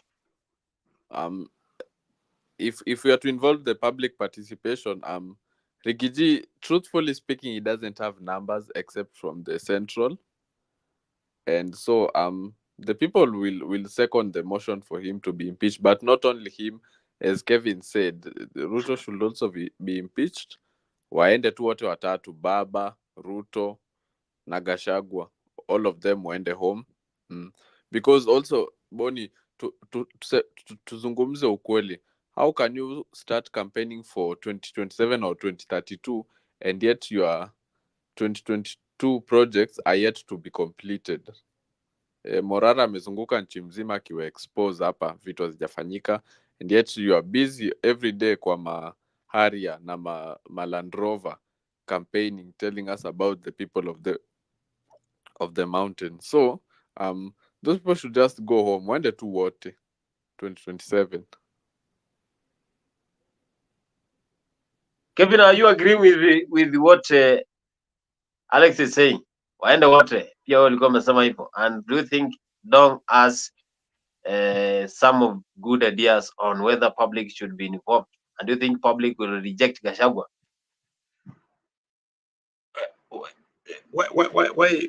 I would answer you indirectly, and I would start by why I feel like civic education is very important for all Kenyans. And Kenyans should actually know what was in the manifesto, what has been done, and what has not been done. And even they should even go back to Uhuru's time and let's see what was in the manifesto in the first phase, second phase, what was done and what was not done, and what are the impediments. Having evaluated that, then now we can sit down and say, now we feel like Ruto, you've worked so well, and therefore we want to vote you back.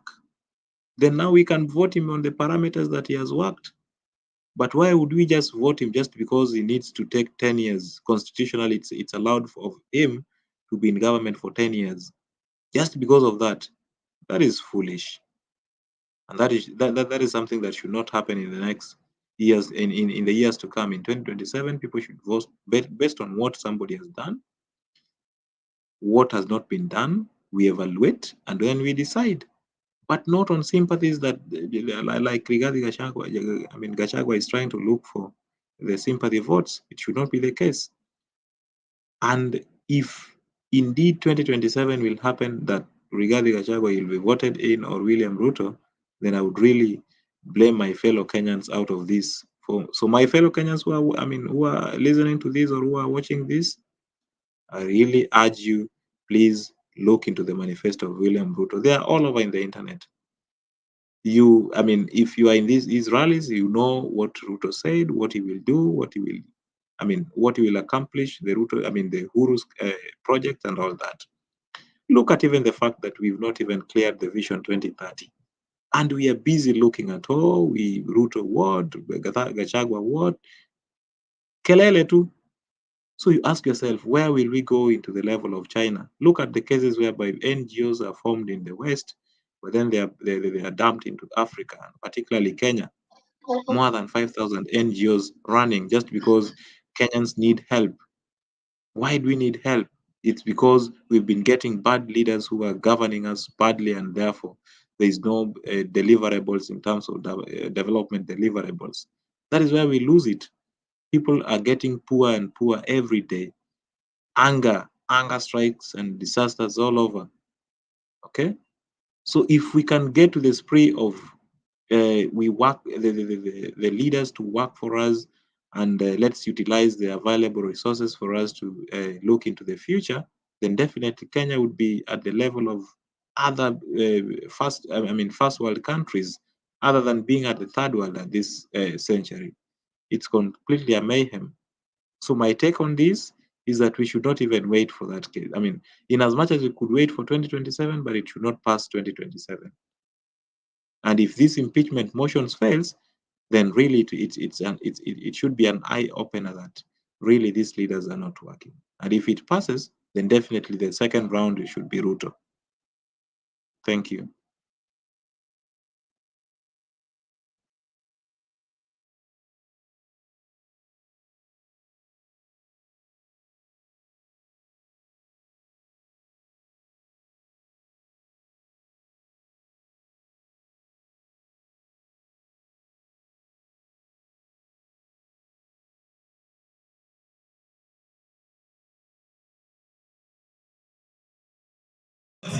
Ningekuhoya mheshimiwa tuthie na mbere gutetera andu aitũ a gũkũ Limuru na andu a gwitũ Ndeiya nĩgetha mũndũ one haki yake, si ndio?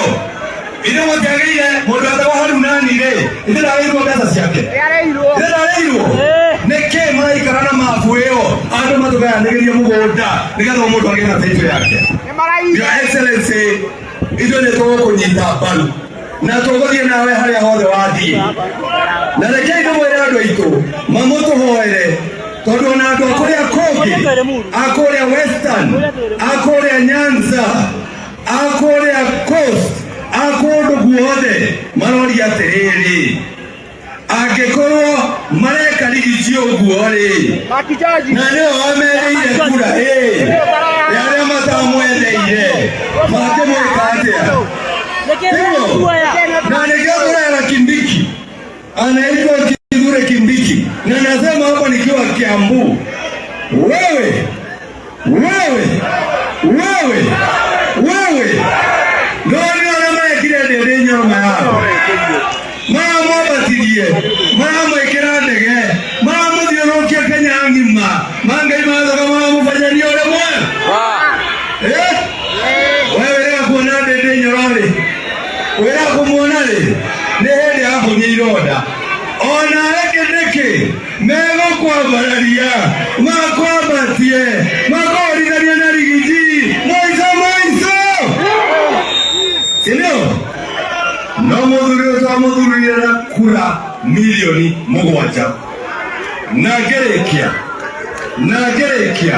na tũrera kwĩna Kĩmani wa Icũng'wa na tũrera president harĩa Kĩmani wa Icũng'wa araria tũĩ nĩ Ruto araria, si ndio? Leo nĩ tũraugire tũtirabatara ngui, tũrenda mwene wanyita, tũtikorwo na mũbii, tũtikorwo na mũgo, rĩu tũrenda mwene nĩgetha atwĩre atĩrĩrĩ, yaani thĩna wa Riggy G-rĩ nĩ gũgwethera kura, thĩna wake-rĩ nĩ kũnyitithania kĩrĩma, thĩna wake-rĩ nĩ kwendwo nĩ andũ a Mount Kenya. Ukiguza Riggy G umeguza mlima, ndivyo? Ukiguza Riggy G umeguza mlima.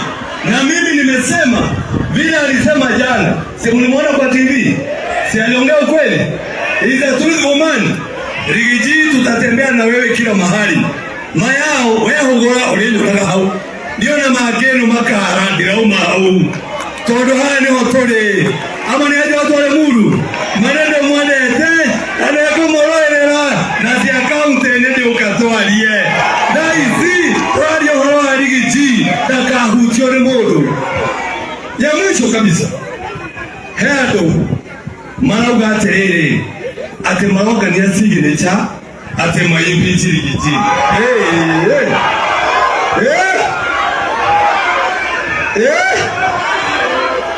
aterere abuge na ne uko gitu kyabo matogere tune Icũng'wa maranyitana ate maroga ne marenda modo ate wagotoma gwe president na Icũng'wa akoragwo na president sio ni kicha tigo oyo Icũng'wa atira na president no akera buge age twethe mundu ungi turituma gwe president ugo ne kuona president amuthikagiriria nekyo twanyitana mundu ugo saina signature jezimuko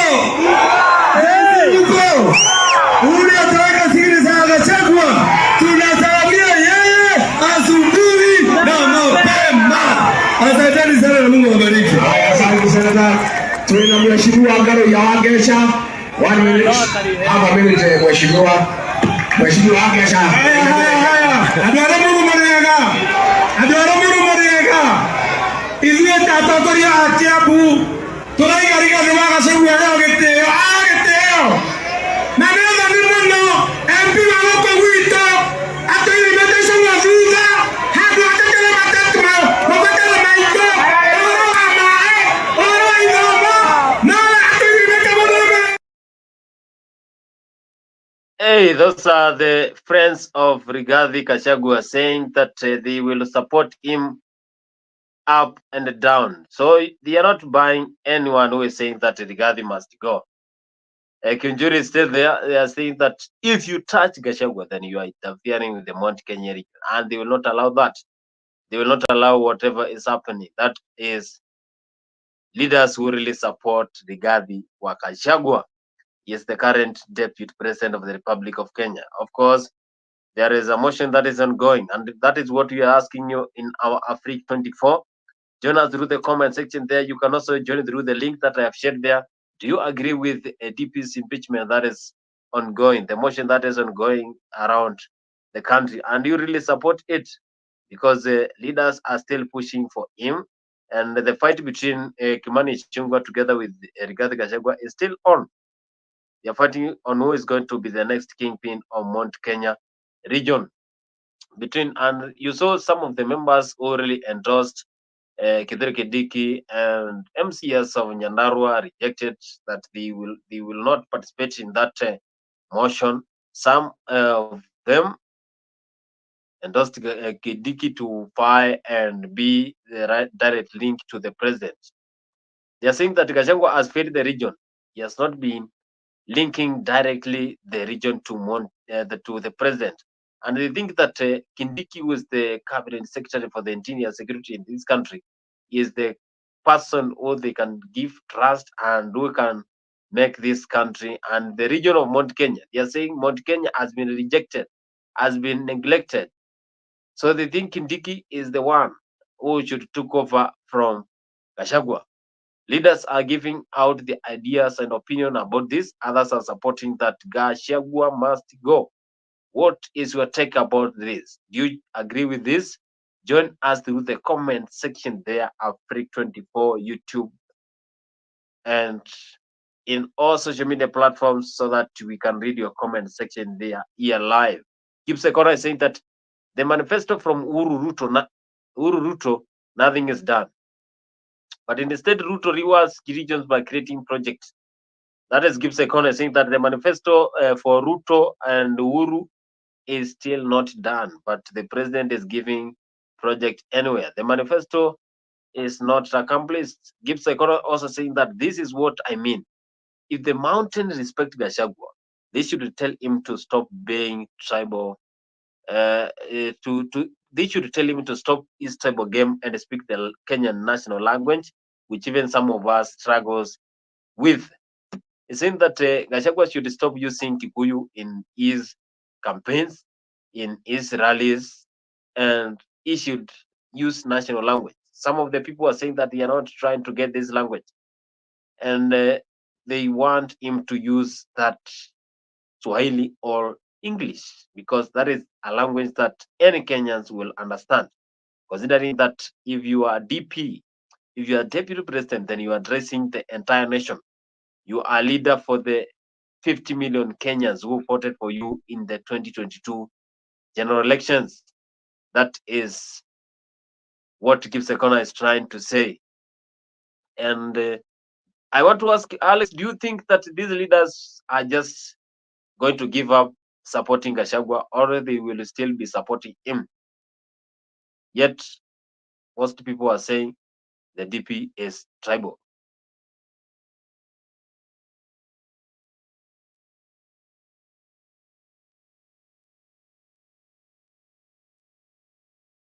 I think we have lost Alex. I don't know what is wrong with the connection. Maybe he will be back here in Freak 24. And before we come Boni, to an end ndo of huyo our show, mimi. Ndo huyo mimi Boni. where are you? Niko. Pardon the question. Net imensalimia kidogo.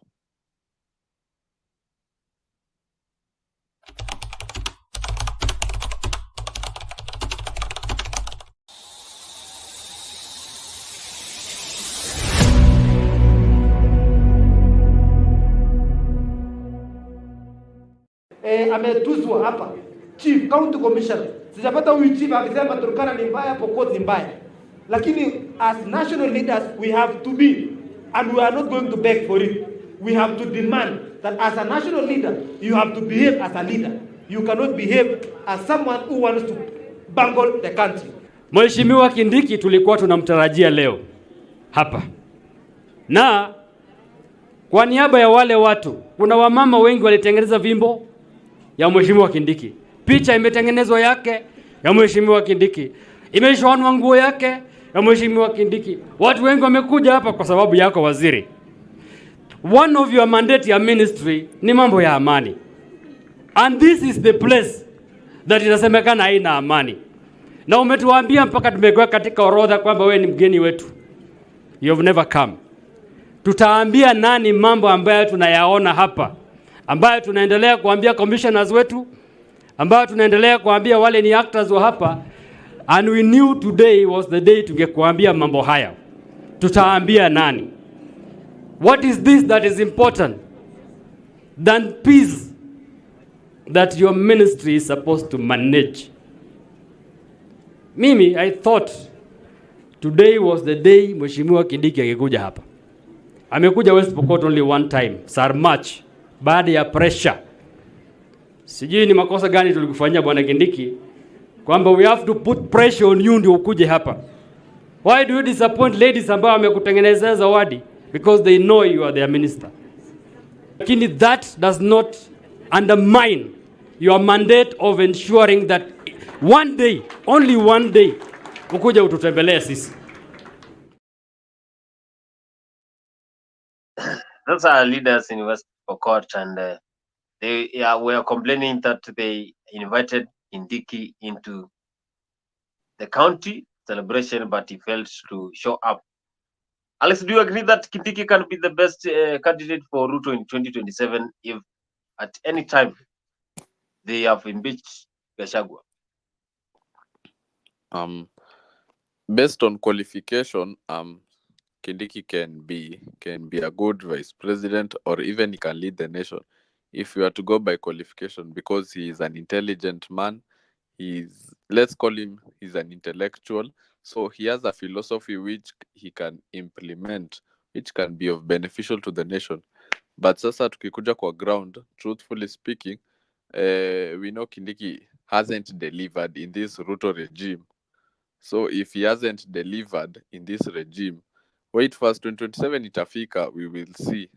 In the departments he has been, he hasn't delivered. So for the sole reason being, he hasn't delivered, we can't just we can't put him into power, because we need leaders who are going to deliver.